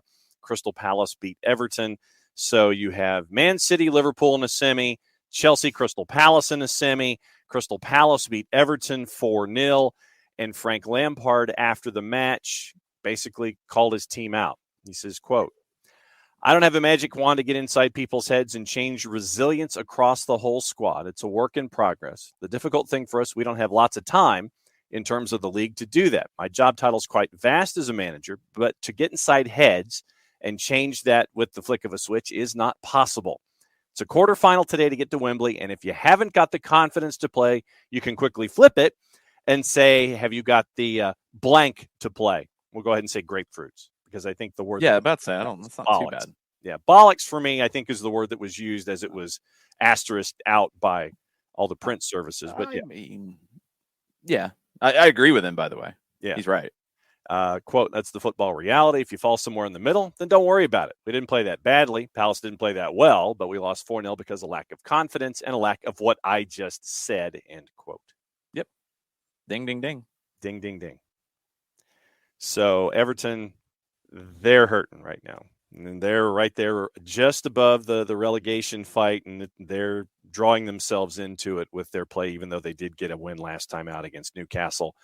And, so they're still a part of the relegation discussion to me. Oh, yeah, no, they're absolutely part of the relegation discussion. It's not just you. Everybody's got that one. And then it was obviously because of FA Cup, it was a bit of a truncated schedule in the Prem in England. I felt like I had to do that twice. You have to do both? Yeah. Well, decided Keep to going. do it now or do it later. But over the weekend, big result for Spurs, knocking off West Ham 3-1 as they're both chasing after European qualification spots. Leicester beat Brentford 2-1. The game wasn't that close. It was 2-0 in the first half, and Brentford got one in the second half. And then Arsenal beat Aston Villa to stay in fourth. Then before that, Leeds gets a big win over Wolves 3-2 to start the weekend off. So a big win for Jesse Marsh on the road at Wolves. So that's where we are with standings quickly. Nothing really has changed at the top. Man City, Liverpool separated by a point. Both have played 29 matches. Chelsea match in hand at 59, 10 points back. Arsenal, Spurs, United, West Ham. That's your top 7. Yeah, and all of that was secondary to Barcelona running roughshod at the Santiago Bernabeu. Ooh. Good grief. Another 120 years before they wear that black kit again. Yeah, the Xavi Renaissance. They're back. Gerard Piqué said it. Shakira was talking trash on Twitter about it. Good grief. Pierre-Emerick Aubameyang owns Real Madrid lately. I didn't know this. Opta posted it this morning. He scored in each of his last 5 meetings with Real Madrid, 6 goals. He is the first player in the 21st century to score in 5 successive games against Real Madrid. That's nuts. It was complete and total obliteration from Barcelona in this game. It could have been worse. It probably should have been worse. Yeah. Xavi said afterwards, I don't know if we can win the title. They're well back. They're in fourth, but we can't rule out anything. Maybe we're a bit late, but this is a very big win for us. We were much better than Real Madrid. We played almost as a home team in the ground. It's a day to enjoy, not only as a Barca manager, but also as a fan. We could easily have scored 5 or 6. We changed our negative dynamic of losing the last few Clásicos. It had been 5 that Real Madrid had won in a row. Madrid are 9 points clear of Sevilla, 9 matches to go. Barca's now in third. They are 12 back. They do have a game in hand. They're not winning La Liga unless Madrid completely falls apart. Madrid does have Champions League to deal with. Madrid's not falling apart that much. But this is that statement of, yeah, Xavi's legit. What he's got this team doing is legit. And there's a great article in The Athletic that breaks down his tactics a little bit. It's not as simple as saying, like, they're back in the 4-3-3 that Barca's known for. They are, but it's not the same 4-3-3. It is a more modern 4-3-3, and it's a 4-3-3 that matches what they have. And it's really interesting to see a couple things that they do that are very un-Barcelona-like. Barcelona will play some long balls. They did in the past too. They didn't always look for it, but the way they're creating that now, it's really interesting with the movement of the central midfielders. It's not as, move into a space, play the ball to me, then I'm going to play the ball back to you, and we're going to pass through all this. There's a lot more movement off the ball to have a ball played into space for you to run onto now than ever before. It's, there's definitely lessons that Xavi has learned from Pep's evolution. A lot of things that Pep has moved to now is not the old school Barcelona way.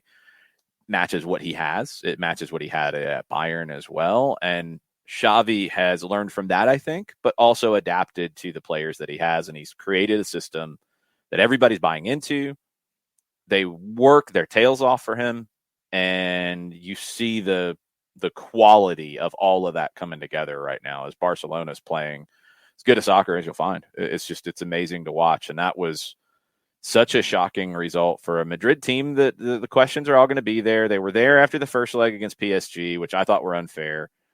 They went away after coming back in the last 30 minutes to knock out PSG when they were outplayed by PSG in the 180, but they won the series because of a devastating last 30 and because of Karim Benzema, who he didn't have in this one, and it shows. Madrid's got questions. How do they come back from this? They should be fine. Bunch of veterans. They should shake it off. They should be all right. But it brings back up that idea of, does Ancelotti get another year? If they win La Liga, yeah, he will, and they should. If they win Champions League, forget it. He can probably do what he wants. But now you're back to, because of how big of a result this was and who it was against. But more than anything, it just shows that, hey, Barca's legit. And this is a team that, if they get their finances right, if they start singing Kanye West Can't Tell Me Nothing and get their money right, then yeah, things could get really interesting in Spain again as soon as next season. It's going to be fun. Yeah, 2-0 at the break, and then you just pound them with 2 goals in 4 minutes with Torres and Aubameyang to make it 4. Ancelotti got the tactics wrong. He got the tactics wrong early, but he got the tactics wrong at halftime trying to change it and got lit up. Yeah, and it could have been a lot worse than just the 4. Yep, absolutely could have been. But yeah, I mean that was one of the jaw droppers of the weekend. You sit there and you turn, you go, okay, 2-0 at the half, you're there. Then all of a sudden you come back, and if you're late sitting back down for this one, then you miss goals 3 and 4, and then you're like, what happened? And it was Real got it wrong twice. Yeah, it was bad. Going from watching Red Bulls Columbus to that was one of the most jarring experiences of my life. Yeah. It kind of made me a little nauseous because it was such a big switch. I mean, it's like you're going up the roller coaster and then poof, it just falls down and you're like, what happened? This is real soccer. What was that thing I watched in New Jersey? I don't know. Two of the dumbest goals you'll find in that game finished 1-1. It's just a dumb game all the way around. Quickly through MLS this weekend, we'll get deeper into this tomorrow with Dylan Butler, but Toronto got their first win under Bob Bradley, 2-1. Orlando went to Carson, California, and beat the LA Galaxy 1-0. Douglas Costa left at halftime. That's a concern. Philadelphia demolished NYC, and Jim Curtin was very happy about not caring about possession. Just going to let that go today. They won 2-0. Chicago, 3-1 winners over Sporting Kansas City. They are still doing the business. Shaqiri got a goal. Shibilko got 2. Charlotte got their first win. We told you that was very possible in our Friday show and in our Thursday show with Nico Moreno. 3-1 win. Swiderski with 2 goals on the day. Bender got another one. He's been great. Minnesota beat San Jose 1-0. It was not exciting. Dallas was exciting. Jesus Ferreira, first half hat trick. 4-1 win over Portland. Demolition. Colorado and Houston 1-1. William Yarbrough, not a good goal kick late in the 90th minute in that one. Tyler Pasher got the goal. Real Salt Lake, good win for them over Nashville 2-1. Zach McMath was brilliant, 7 saves on the night. Dax McCarty got sent off late. He issued a statement about it. I think there was a little bit of an overreaction to a bad red card, and I kind of saw it the way that he explained it. One, it was overly aggressive. I mean, it was not necessary in that moment, the way he went at it. But he's trying to knock the ball off of Bodie Davis, who's trying to turtle over the ball and waste time. He didn't just stomp on the guy. If he came in to stomp on the guy, I got a serious problem with it. He's like trying to get around him and backheel the ball off of him. Way too aggressive. Way too aggressive. The red card's warranted. Maybe an extra game's warranted for sure. But it wasn't. It's kind of like the Dom Dwyer one in that he's not trying to injure the guy. He's not trying to hurt the guy. He's not out of control. He's just too aggressive in a moment. Connected with him. It's a red easily. Mentioned the craziness yesterday in Jersey, 1-1. Will Bruin and Austin. Will Bruin for Seattle scored. Austin got an equalizer through Fagundes, 1-1 at Q2. And then last night, late, if you didn't stay up for it, LAFC 3-1 over Vancouver.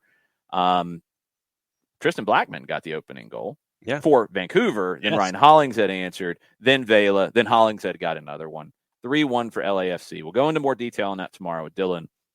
But your Sofa Score team of the weekend, it's a 4-4-2 this time around, based off who was really good this weekend. Stephen Cleveland for Seattle was the best goalkeeper rated for the weekend. Backline, Ryan Hollingshead, of course. Antonio Carlos of Orlando, Walker Zimmerman of Nashville, and Nathan Harriel back-to-back weeks, the new right back for Philadelphia, who has displaced Olivier Mbaiso.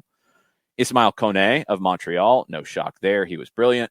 Alejandro Pozuelo, Carlos Heel was really good in a losing effort for New England.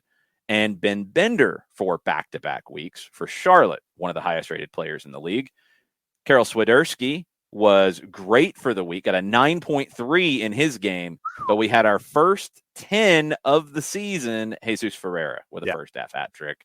That's your Sofa Score team of the week in a 4-4-2. Now we can finish with all the reactions you want on the Twitch pitch after we get this.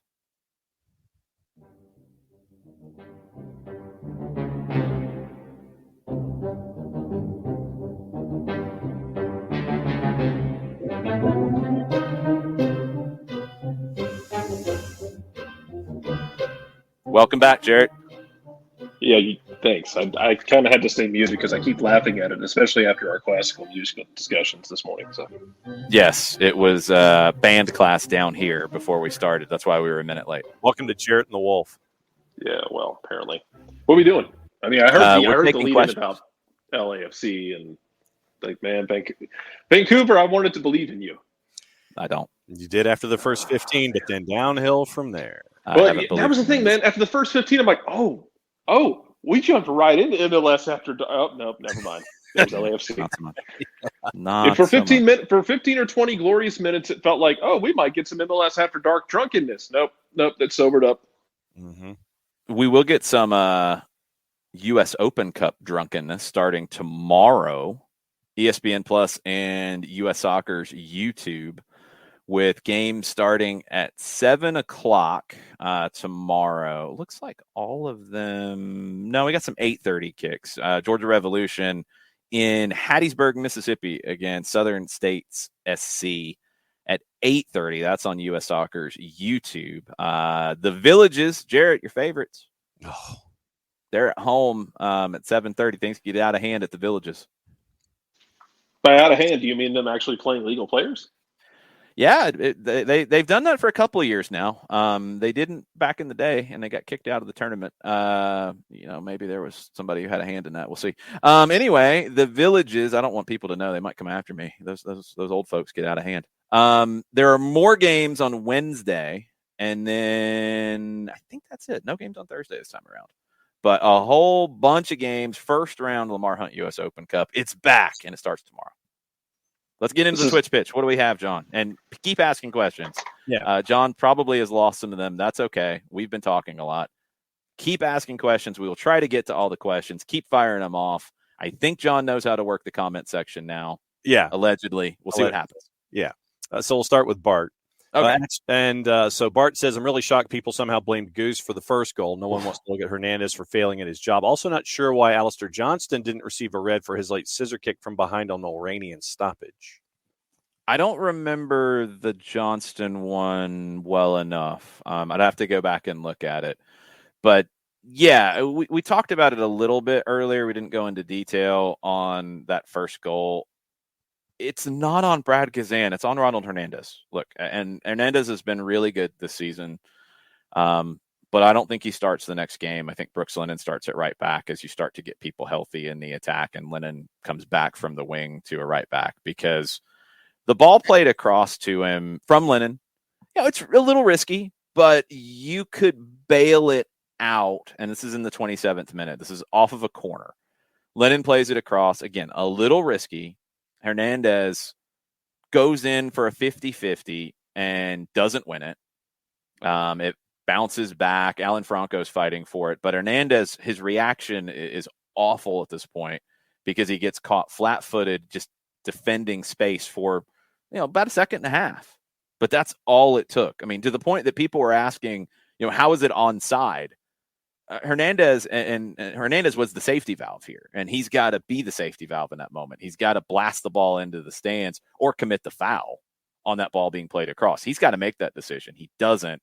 Then he gets caught hesitating to drop back. When he doesn't win that and it bounces back and Alan Franco's fighting for it, who he can commit a foul there too, and he probably should have. When Hernandez doesn't get that and he's the safety valve, he's got to be sprinting back to hang out with Brad Gazan as fast as possible. And that hesitation is what ends it. It's what ends it. And then you've got a huge head start. The pass is made while two attackers are in their own half. They're onside. Brad tries to delay it as much as he can, but Hernandez made a couple big mistakes on the play. And again, it happens, but these mistakes then led to two more goals being conceded because the whole team made a bunch of mistakes. But if you handle that situation better, I think it's a very different game. It happens, but it was a catastrophic series of events from Ronald Hernandez and just can't do that. And he's pulled at halftime. Things start to shift. Brooks Lennon has been great in these last two games. I think Lennon will be the starting right back when they come back from this international break. You mentioned the Tom Bogert report about the interest in Ronaldo Cisneros. Both Bernd and Michael Head are asking about Dwyer, where Bernd is asking, could Cisneros be a Dwyer replacement? And no, I don't think so. Michael having concerns about Dwyer in general after the first match, getting the goal, and then the red from the most recent match. I mean, what's the concerns? Like, I don't understand. He made a mistake. He was overly aggressive and got a red. I don't think he's a bad guy. I don't think he, is off the team. I don't think they called up on this move after that. I don't think that happened. They were trying to get somebody before. They were trying to get Luca Martinez, and they didn't get that deal done. So you were looking for more depth up top already. Didn't get it. So it's kind of a logical assumption you'd continue to look for more depth up top. Dwyer was brought in to be a reserve forward. I don't think he was brought in to be the number 2 or the number 3. He was brought in to be a reserve. Cisneros, from what I know, which isn't a lot, would be a different kind of player than Dwyer and would probably be preferred at some points. Dwyer would be preferred at other points. Right now, Dwyer's the backup because you want Conway to get these games, which again is, I think, why you're looking to bring in another forward, because you want Conway to play more than sit the bench more. So you're not running. I don't think it's a Dwyer replacement because you were looking for somebody to go in addition in that spot as a reserve forward already. So the replacement idea doesn't make sense to me. And then I'm not worried about Dwyer because he made a rash challenge in this. He was brought in to bring energy to the team. He did in his 3 minutes. He just didn't have much time to do that, but he did. He was active. He brought a spark to the group. He brought too much of a spark, and it ended up leaving cleat marks on somebody's knee. That's a big mistake. It is. And does it maybe drop him down the pecking order a little bit after you add Cisneros? Yeah, it very possibly could. But you want more than one reserve number 9 because you want Conway, I think, to play with the 2s. That's my read of the situation. You want Conway to play games with the 2s, be consistent. I thought you saw good work from him off the ball defensively. That's the one element of his game that has to get better. He talked about it at the beginning of preseason. He's got to play games to do that. You can't get better if it's 10 minutes here, if it's 5 minutes here, if it's not playing here, if it's then going to the 2s and playing 60. You can't improve that way. He's got to play. So he's got to go to the 2s and play a lot. That means you need extra depth up top. Also on the board on the Twitch pitch, let me find it. This is the stat question. Don't know if you have the immediate answer. Forecard wants to know what the record for Atlanta United is now when they score 2 or more goals in a match. In a match, I don't have it in front of me. This is one of the rare times that they scored 2 or more at home and did not win. I actually have that because that's always something I have in my notes from the game. So let me open up my book. And what it is now after this result, they are 42-1-8 with 2+ goals at home. They are 27-0-3 with 3+ goals scored at home. I don't have the away numbers on top of my head, but you have more draws and losses with 2 goals, or you have 1 loss with 3 goals at LAFC in 2019. But at home, yeah, that's what it is. It's a lot of wins. It's 1 loss at home with 2+ goals. Never lost at home with 3+ goals scored, and now 3 draws out of 30. That 1 loss at home is 2017 Minnesota, I think. It is. Because that's the one where we already went over this. that's the only coincidentally that's the only other time you scored 2 goals down a man. It was not as late Russell as scored in that game, right? That game was absolute drunkenness. That was stupid. Kyle Rainish gets sent off trying to close down a ball, and Alex Tambakis, who's the 4th goalkeeper, has to come on because Brad Guzan got called into the. This is also, by the way, about the same time as the USA is spinning the bit in Trinidad and Tobago, because U.S. Soccer calls in Brad Guzan, doesn't play him. He sits on the bench while Tim Howard flounders at long shots in Trinidad. Yeah. I think it was actually the window before the window with Trinidad. It was October. It wasn't November. It was, and then Alec Cann's already hurt, so Kyle Rainish was starting, and you brought Tambakis in as your backup, and then Tambakis has to play. You go down a man, you get the lead back. I think you get like a 3-2 lead. Then you give a goal in like the 89th minute, and then like in the 95th minute, because there were like 8 minutes of stoppage time, and Atlanta was dead on their feet. That game was, go back and watch it. It's a drunken mess of a game. It's a mess. Watch the highlights of that one. It was stupid. Forecard has a question for you, Jarrett. What exactly happened with the CF Montreal players after the match? More specifically, I'm not sure. I know that Wanyama was giving his goalkeeper the business. I think they were wondering, hey man, what the hell, to the goalkeeper. Because they were because Storm Chaser Kevin along that same line says, anyone else see the video of the keeper and the players after the for the goal? They were really heated going after. That's a bad look. That's not something you do publicly. Sorry. No, That's a rough look. I mean, yeah, you can be mad at him, like, but You don't do it that way. You kind of want to. Yeah, you don't really want to light him up on the field. But from my reading of it, it looked like they were just pissed at him because of letting in the third goal. They viewed it as strictly on him, which, I mean, he's got to make that. It's not like a 20-yard free kick where he gets up and down over the wall in godly fashion. I mean, sure, but last time I checked, Breza didn't commit the foul for the free kick either. Yeah, Breza didn't commit the foul for the free kick, but when it's that far out and it's not in the corner, that's one you're expecting your goalkeeper to get. But that doesn't excuse them doing that to him. Don't get me wrong. No, I'm not a fan of that behavior at all with goalkeepers, because you have to protect your goalkeeper in situations like that. You can't be yelling at him in public like that. That's embarrassing, because what that does is that affects the overall confidence in the goalkeeper. And now, does Breza rebound? He's pretty young. How's he going to handle that? Because that's a problem. Do players not believe in him going forward because of that? You're the captain. You got to put your arm around him. You got to walk him off the field.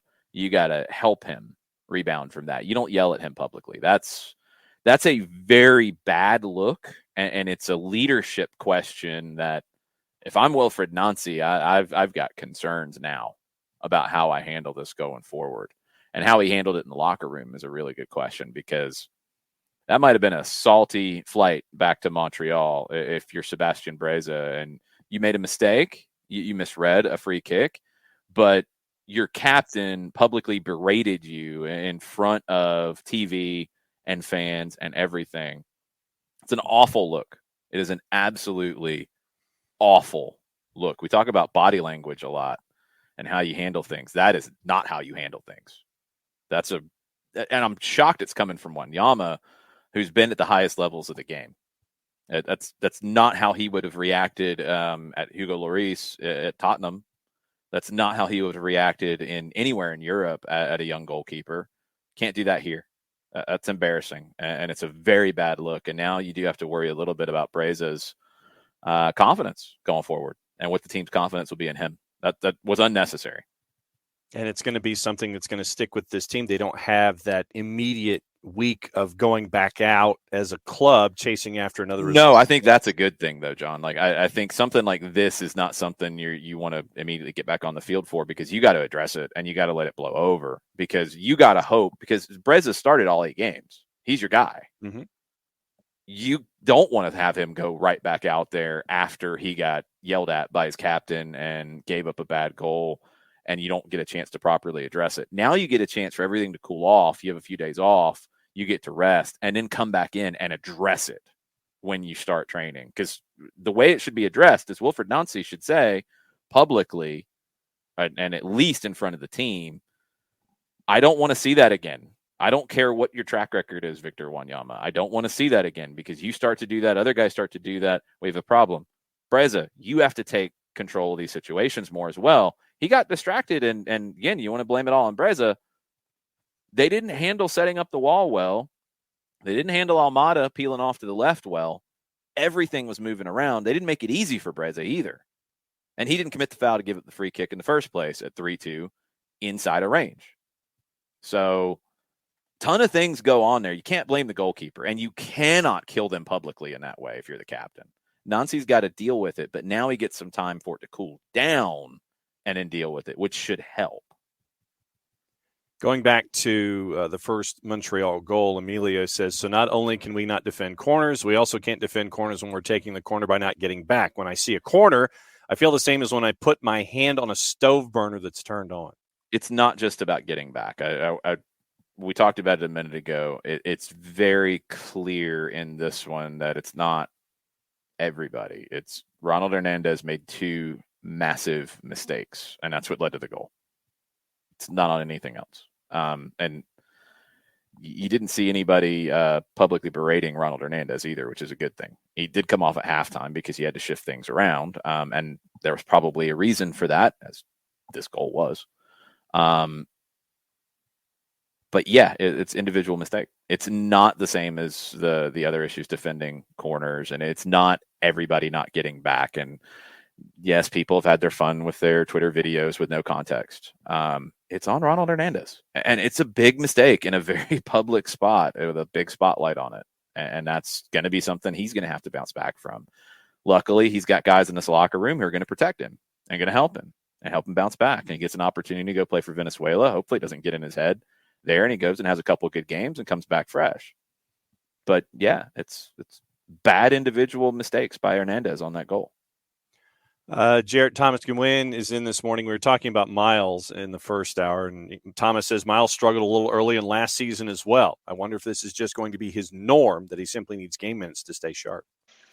I mean, go ahead. You're no, go ahead. I jump into conclusions after just a couple of games about this is his norm. It's a dangerous spot to be in. When his norm in a whole lot more games has been very good. I mean, it's one of those things that, I need to see him get more minutes, but no matter how many minutes it is, you want to see him do better, because he's a guy that you pegged as one of, not the best, one of E1 defenders on this continent, and certainly in the pool for the U.S. national team. And right now, with the way he's playing, it's not good enough. And you need to hope he goes down there and get some time with the national team to improve and perform, and is able to build on things and come back confidently. Because like we talked about, with the way you play, when you're pressing up the field, if and when you do get beat, you're going to need him to be at the level that he has shown you before to win those one-on-ones. You put yourself in tough situations at times, because you're going to be asking Alan Franco or George Campbell to do the same thing. You need guys to be able to do that job, and right now, I mean, he's just been inconsistent with it. So whether or not it's the norm, and I don't know if he's going to go full Mark Teixeira and be that perennial slow starter, but it's got to be improved on what it was. Take it wherever you want, but I think when you look at how many games does he have in MLS at this point in his career, including, and he's got national team games as well, but in MLS, you're talking about 90 games, 80 starts. I'm not basing what his norm is off of 3. I don't think that's a I'd have to go way look. to be. I'd have to go look at last year, the way he started last year, because I honestly don't remember. I'd have to go back and look. I don't remember it being like this, but I also don't remember him preparing for the 3 biggest games of his life with the national team coming up either. I would say let's slow down until after that, and let's see where things stand. But look, the thing is,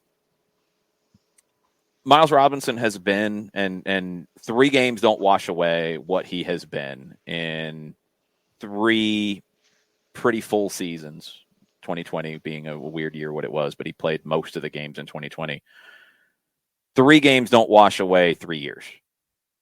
That's crazy talk. Where he's been one of the best center backs in this league, period, over 3-year period. He's been one of the best center backs in a U.S. national team shirt over the last year. 3 games don't wash that away. And saying that 3 games are the new norm, I have to thoroughly disagree with. Start of the season, I don't remember anything like this, but again, this is a different kind of year with what's coming up for the national team, which these guys are human. First off, I think at times maybe we forget that. He, like, literally, I'm not exaggerating here. He has his 3 biggest games of his life, and the amount of pressure that's on him going into these games is on all these guys. Have you seen USMNT Twitter, by the way? Did you hear the response last cycle about not qualifying? They don't have anything sewed up. He knows that. Is it potentially messing with his head? It would not shock me a bit if it was. So let's give him some slack here. Even in these games, he got beat on a nutmeg and gave up a penalty. That's uncharacteristic. He got a second yellow against Colorado. That's not expected. He hasn't been as sharp as he normally has. He has not been a dumpster fire at center back either. The goals that this team has given up, the penalties on him,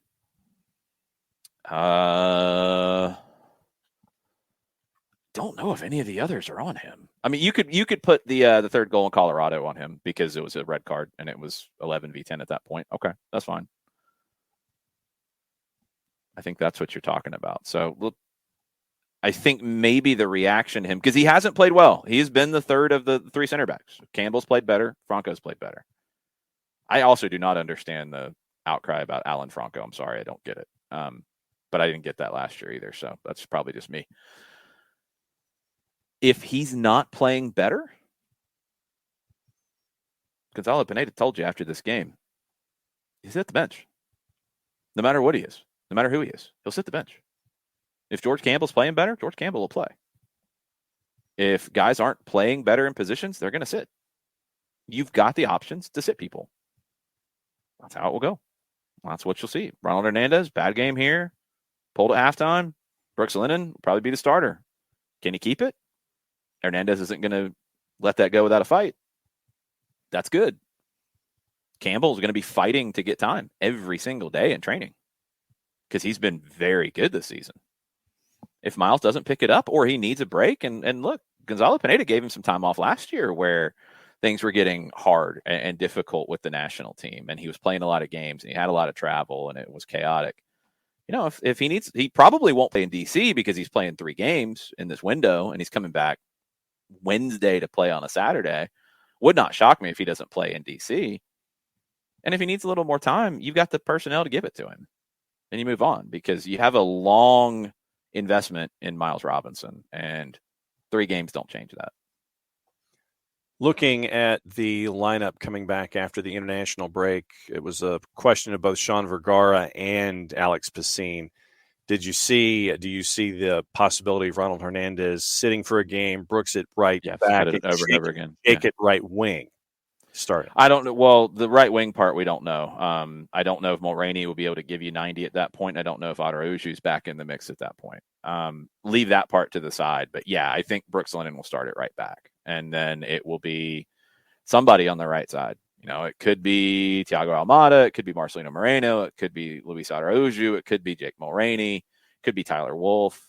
It could be a lot of different pieces. But I do think Lennon will go to right back after Hernandez had a rough game. And Lennon's had 2 very, very good games playing as a winger and in ending the game as a right back. So I do think Lennon will get the start in the next game, barring anything crazy that happens between now and then. Jason Nix in on the international window is basically hoping all the international players stay healthy. Aren't the Venezuela matches meaningless for them right now too? Aren't they already eliminated?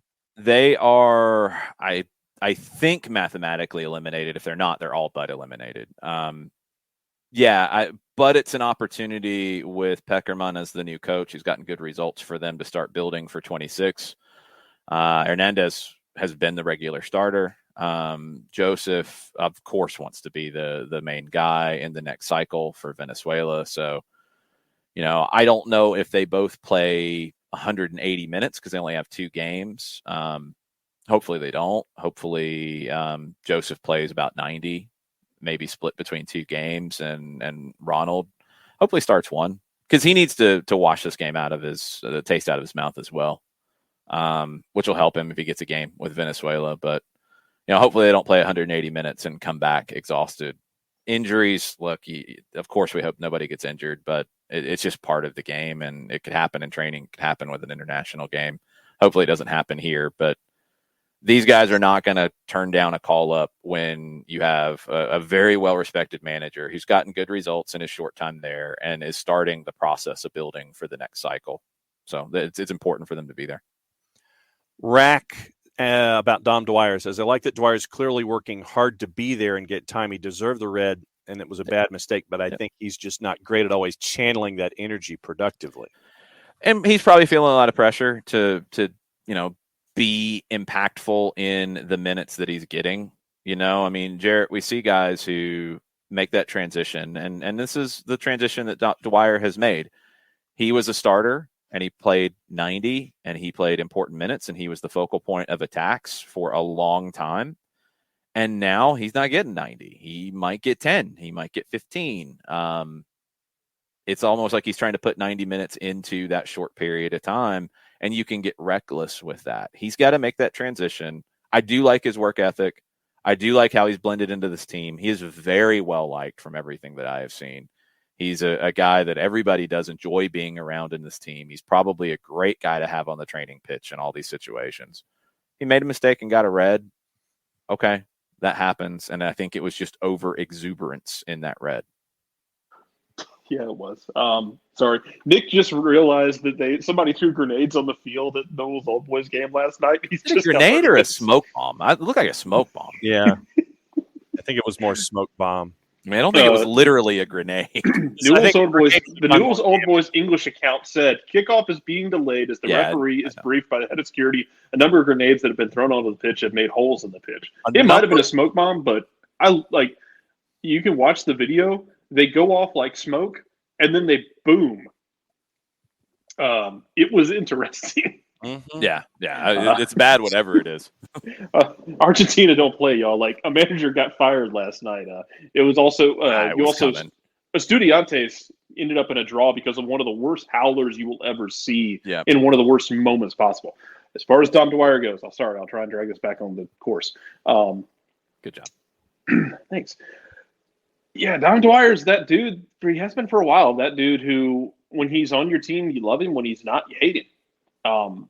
But he is in the middle of a transition period, to your point, where he's not going to play 90 minutes anymore. Week one was still super impressive, and I think he can still get mileage out of that because he came on the field and played 70 minutes in a situation he wasn't expected to. Played really well. Probably should have had a brace. And then he's come on and. I've seen a couple of people talk about it this morning in that, he brought fire to that team. And he tried to bring the fight, which is what you needed. You needed a spark. And he brought that. And he got a little out of pocket with that challenge. He got his motor a little revved up, but you needed somebody to bring that. And whether that is somebody, let's say it's the second half of the year, whether that's we need to bring a little spark into our defense and have some fight. Let's bring an Ozzie Alonso off the bench, that sort of thing. Or you need to bring in the attack. And let's bring a Dom Dwyer in to play to press and be physical and get up in people's faces and get people hyped up. You got to have that. You can't just have, a bunch of quiet guys out there. And not to say that the team itself is quiet, because it's not.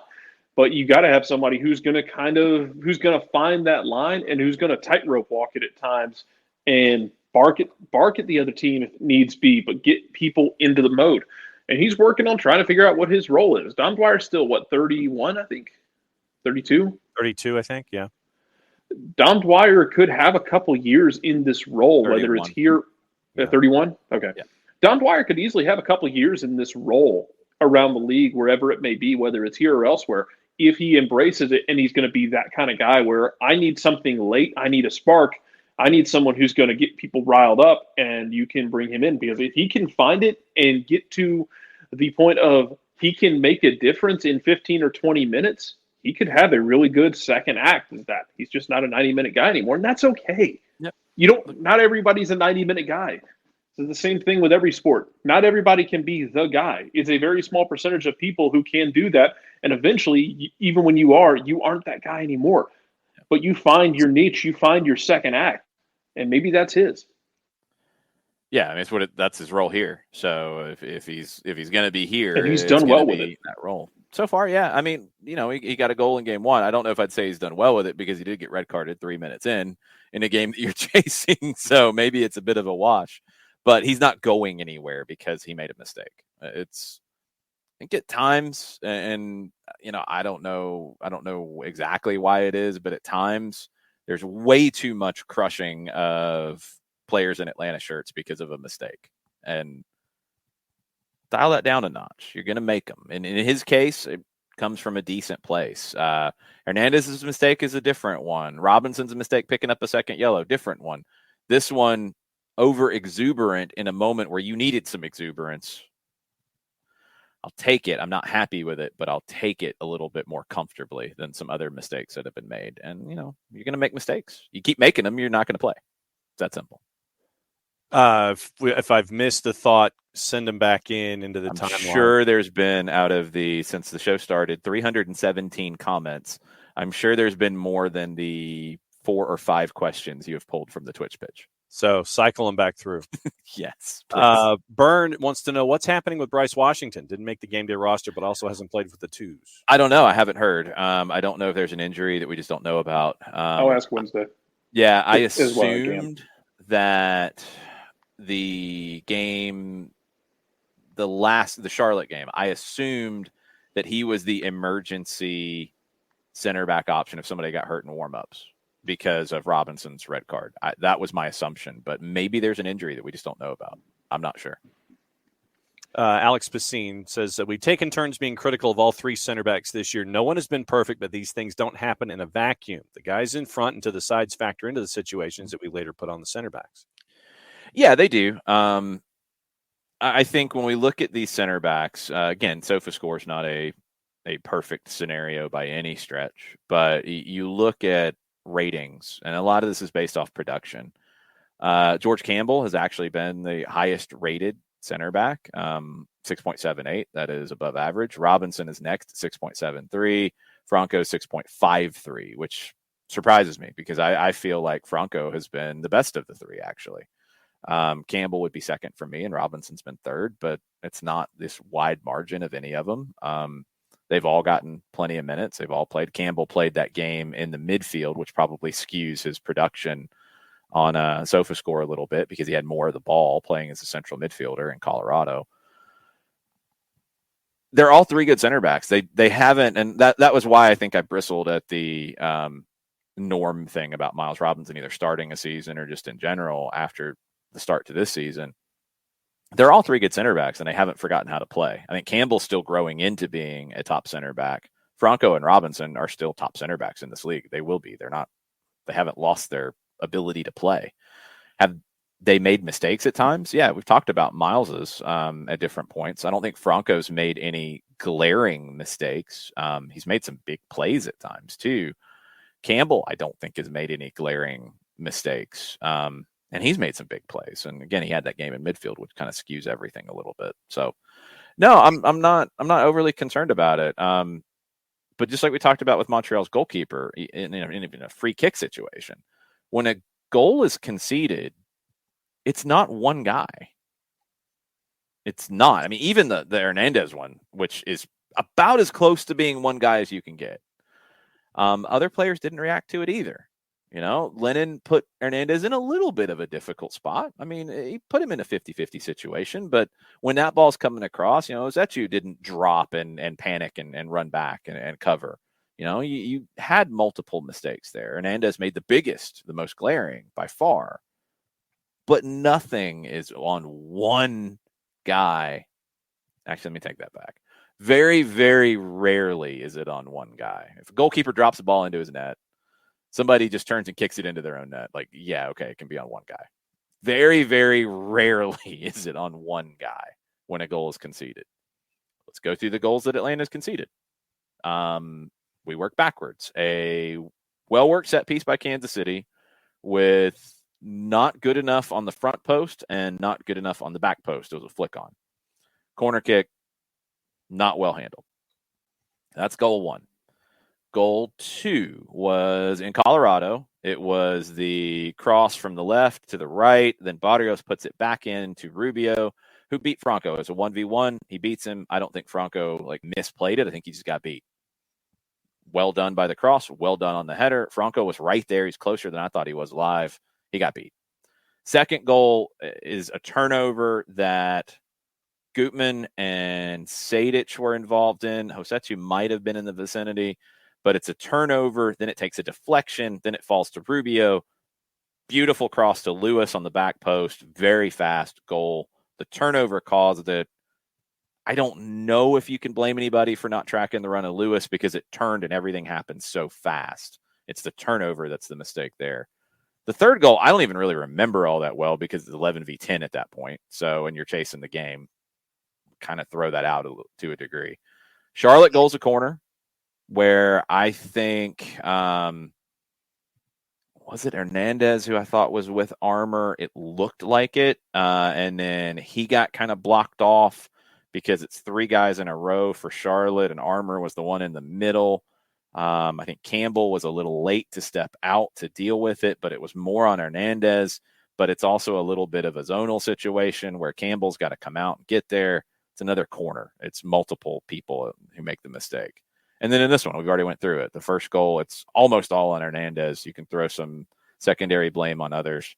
The second goal was actually pretty well worked. It was whoever didn't run with Kone who's the biggest mistake there, because you kind of stood things up as well as you could. Lapalainen was causing problems at times, getting loose down the left as a wing back who's a winger and good going forward. The third goal is on Robinson committing the foul to concede the penalty. I think it was, if you want to argue that either any which way, the foul was called. So I'm looking back at the second goal right now. We go back to the beginning of the highlight, and let me turn this down so we don't steal any audio. Everything's fine. You're 2v2. Zetsu pushes the ball from Mihailovic out wide. Hernandez is 1v1 with Lapalainen, forces him kind of deep, and it's Alonso who gets beat by Kone. It's Alonso Alonso knows what he's doing. He got beat on that because Kone continued the run.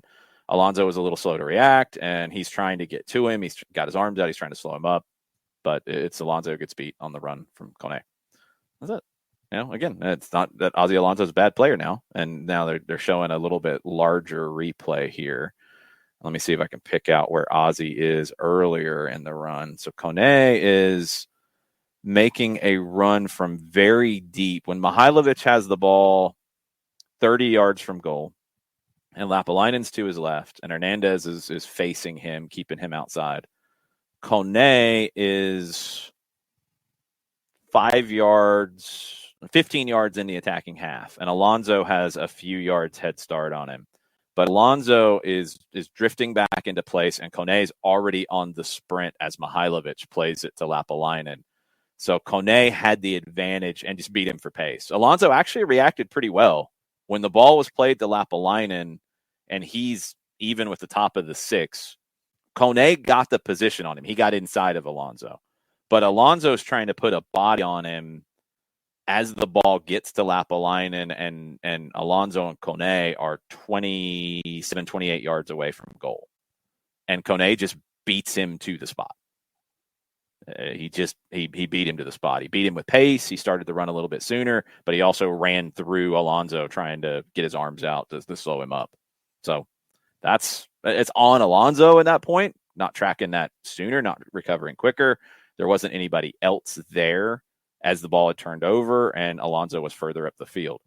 That's the one difference when you want to talk about the way the team plays with Santiago Sosa as a 6 and Alonso as a 6. Alonso is going to push the game a lot further, higher up the field, but you don't have as much cover for your center backs in those situations because he's going to push up higher. So he's going to get caught in some of those kind of moments. This was the trade-off. Kone beat him to the spot. Couple of other things really quickly, and one from Ricky Ricardo wanting to know when Caleb Wiley starts playing with the U20s. I don't know what their schedule is in this window, but he is with them in this window. So I think they're in Argentina. I don't know if those games are going to be on or anything like that, but he'll play in these games, I would assume. He's called in, and he should be part of that group that plays in the CONCACAF U20 Championship coming up later this year. So in this window is all I know. And then from Storm Chaser Kevin, what round do MLS teams enter the Open Cup? Any chance of the and then someone wants to know if any chance of the Revs and Atlanta United in round 3? You want overreacting? Yeah, I mean, if the Revs beat Southern States and then they beat Birmingham, because that's the winner of that goes to Birmingham and has to beat Birmingham Legion at Protective Stadium, who the winner of that could be in a draw with Atlanta United. It would just depend on what the draw is at that point. I think the geography is going to change a little bit with Charlotte's inclusion, which hopefully takes Atlanta out of playing Charleston every time in the Open Cup. And maybe it's Birmingham. Maybe it's Chattanooga Red Wolves if they advance to the third round. Maybe it's Chattanooga FC if they advance to the third round. Maybe it's Memphis. Maybe it's one of the Florida teams. Like, you've got a lot of different possibilities. Maybe it's Greenville. Maybe it's Tormenta. Like, there's a ton of different possibilities to it. But yeah, absolutely, it could happen. But Georgia Revolution's got a winnable game tomorrow against a fellow NPSL team, and then the winner of that is you're playing a USL championship team. You're playing Birmingham Legion, which will be very difficult for the NPSL team to get the result, but it's possible. And then last on the board, and unless you want to make a last call for another last round of questions, Ropes was just able to hop in. He says, was Montreal's first goal close to being offside? Didn't see anyone that kept him on. No, we already talked about it. It's into your own half. It doesn't matter. You're in your own half. You can't be offside in your own half. I mean, it was close in the sense that the attacker was within 10 yards of the midway line when the ball was passed. But no, you're in your own half, so it doesn't matter. You can be off. You cannot be offside in your own half. That's the best way to put it. And that catches us up on questions. One quick from I doubt that catches us up, but right now it catches us up. If it's not caught up, fire them off on the Twitch pitch real quick. Yes, and quick note from the television side of things, CBS announces that the first legs of Manchester City, Atleti, and Chelsea Real Madrid will air on Big CBS. The second leg picks will be made later, all quarterfinals on Paramount Plus as usual. So okay. Big is at a Champions League. It's on Big CBS. Very cool. Good to see. I mean, more exposure, all very, very good. Anything else from you, Jarrett, from your overreactions to the weekend? Not really. It's a fun weekend. We had some fun. We had some fun rivalry games, except for the fact that Barcelona basically just decided that they're done rebuilding and just did the call an ambulance, but not for me moment to Real Madrid because my God, the River Boca is always fun to watch. Like, hey, Argentina's a weird place, man. Like, I talk about don't bet on MLS. Like, I wouldn't bet on Argentina either. It's weird. It's real weird. It can get a little crazy. You had a lot of road wins in the round of Clásicos. This is in the Copa de la Liga, this is the crossover round where you're playing somebody from the other group, and it's to create the Clásico situations. So you had Newell's and Rosario Central, and Newell's went to Rosario Central and won. Rosario Central's manager, Kili Gonzalez, was fired. It's kind of trending in that direction anyway. You had the La Plata rivalry with Gimnasia and Estudiantes blows it late. It was kind of the weekend for Diego Maradona because you go back through it, Boca wins, huge rivalry game. He last managed Gimnasia. They have the late equalizer. That was craziness. He played for Napoli. They won. He played for Barcelona. They won. Newell's won too. Newell's won, which he was there for a short period of time. So, yeah, he had wherever he was watching from, he had a very good weekend. That was one of the funny things that Teise posted this weekend. Katie Weaver is asking if there's a better current tandem in world soccer than Kane and Son. We've had this conversation before. They're one of the best. It's just, can they get enough around them to be better? And the question, it could get really interesting beyond those two. Well, it will affect those two, is what happens at the end of the season. You know, we've mentioned that PSG will be looking for a new manager. PSG gave Pochettino an extension so he wouldn't go back to Tottenham last season, and they ended up hiring Nuno instead. That was brilliant. That worked really well. Then they hired Conte, who it's been good, bad, all over the place. But Conte could be the guy that PSG targets to bring him in. PSG is probably much more willing to let Pochettino go now. Manchester United will be looking at Pochettino, but how hard are they looking at him? Are they looking at Ten Hag? Are they looking at somebody else? Does Tottenham, if they lose Conte to PSG, do they hire Pochettino back? I mean, there's so many different elements because it's been said that if Conte leaves and if Pochettino goes to Manchester United, that Harry Kane could be going to Manchester United. And we're back to the conversation we had last summer about, well, if Kane goes, then they should sell Son too and try to capitalize on that because they are such a good tandem. And okay, then what? But as a tandem, yeah, they're about as good as it gets when they are on.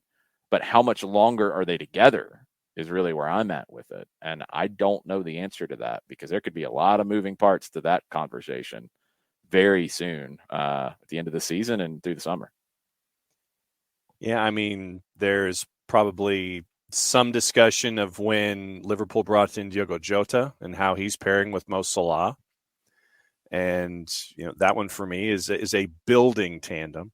They haven't had a full year plus to sit there and come to the level of Kane and Son, but that's one that I'm looking at that keeps Liverpool toward, obviously attacking and getting toward the deep end of all the competitions it's in.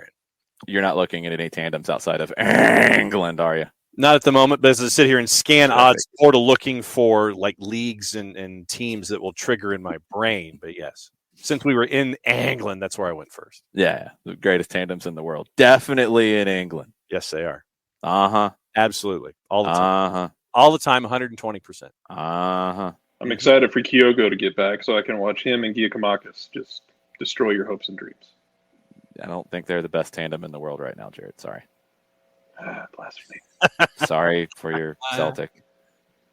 Sorry. I think there's some. We'll deal with this later on Soccer Over There, which is tonight. It is. Couple of bits of news before we go. Lautaro Martinez has tested positive for COVID. He will not be joining up with Argentina in this upcoming window. Again, these games don't matter. We are going to break down all of the World Cup qualifying scenarios worldwide.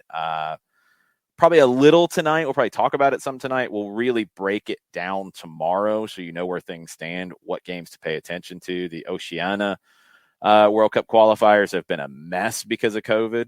Vanuatu had to pull out. I think there's at least one other team that's got COVID issues. It's been a nightmare. It was already a nightmare. They just started it this past weekend. Should tell you enough. That's going to be a factor. Australia's manager is not going to be with the team for two critical World Cup qualifiers because he tested positive for COVID. Australia could get thrown into the playoff round and have to play whoever the fifth place team is out of CONMEBOL, which is not a game you want any part of. But they might be in that game. It could be Uruguay. It could be Colombia. It could be Peru. It's not going to be Ecuador because I think they're going to clinch their spot. They're not going to have to go through the playoff round, but I mean, I guess it's still possible that it could be. Australia wants no part of any of that. And they'd have to win a playoff to get to that first because they'd have to play an Asian playoff if they don't finish in the top two. And they got two tough games coming up. You've got the UEFA playoff games that are all playoff games. So that's going to be chaotic and crazy and wild. And we're not going to have all of the answers to that until the summer because of Ukraine's situation. So Scotland is on hold because of that. It's going to be crazy. It's going to be nuts. So we will try to break all of that down so you know. It didn't even CONCACAF, we already know that's crazy. It always is. It's going to be nuts. We'll get into all the scenarios with everything related to the U.S. men's national team tomorrow. We will try to, by the end of tomorrow's show, you will know what games to watch, when they're coming, what the stakes are, what some of the situations are going into these games. And we'll have the overwhelming majority of the World Cup booked by the middle of next week. I'm rooting for Team Chaos, but that's just me. Well, you're evil then. Like, that's just wrong. No, I am not rooting for Team Chaos. I am not. I don't hate all of you people. I'm rooting for the U.S. to win 3 games. That I'm rooting for, yes. But outside of the immediate geography, I want interesting all the way down to the last. I don't want interesting. I want good games. I want good games. I want good competition. There are teams that I absolutely want to make it. I am not just rooting for Team Chaos and not rooting for teams. I'm rooting for Ecuador in a big way. I really enjoy the way that they play. They are a fun team to watch. You're looking for a neutral team. And if some of you are not going to be neutral when it comes to Ecuador, but if you're looking for a neutral team to follow out of South America, watch Ecuador. They are a fun team to watch. You want drama? Watch Colombia because they are in a whole lot of drama trying to qualify right now. You like to see people get kicked in the head sometimes. Watch Uruguay. They will probably kick some people in the head trying to qualify, but they've been much, much better since hiring Diego Alonso after an awful start to everything. that's just in South America. There are teams to root for in other places. Watch a team, root for a team. Don't root for team chaos. That's not fun. Root for a team. Root for a team that you like the way they play, or one of their players plays on your favorite club team. Get a rooting interest, not just team chaos. That is a lame cop-out, John. Well, and Katie Weaver says that having a Winter World Cup in Qatar is the height of chaos. Let's just have deserved teams make it there. Yes, you already have chaos. You're not playing the World Cup in the summer. You're playing it on Thanksgiving and early December because, bribes and such. Yes. Allegedly, possibly, maybe. I think it's been proven. But anyway, there's plenty of teams and storylines to follow and to root for. We'll try to give you the lay of the land tomorrow. Any final things on the Twitch pitch before we go? Agreeing with Storm Chaser Kevin with no Iceland. I'm rooting for underdogs across the board. No, I'm not purely rooting for underdogs. I mean, in all these games, like there's teams that I enjoy the way they play. There's players that I enjoy. There's coaches I enjoy. So, no, it's not just pure underdog. If I don't have a rooting interest, sure, I'd like to see the underdog pull something off, but there's favorites I'm rooting for. I mean, Ecuador's third in South America. Argentina and Brazil are already fine. I'll root for Argentina, but yeah, I'd love to see Ecuador make it because I enjoy the way that they play. Peru's going to have a lot to say with this. Chile's going to have something to say with this. You got some big drama. Like the last day of games in South America will have big drama. The last day of games in CONCACAF will have big drama. That's Tuesday and Wednesday next week. So buckle up. And all the games will be at the same time. Yes. So really buckle up because it will be a mess of epic proportions.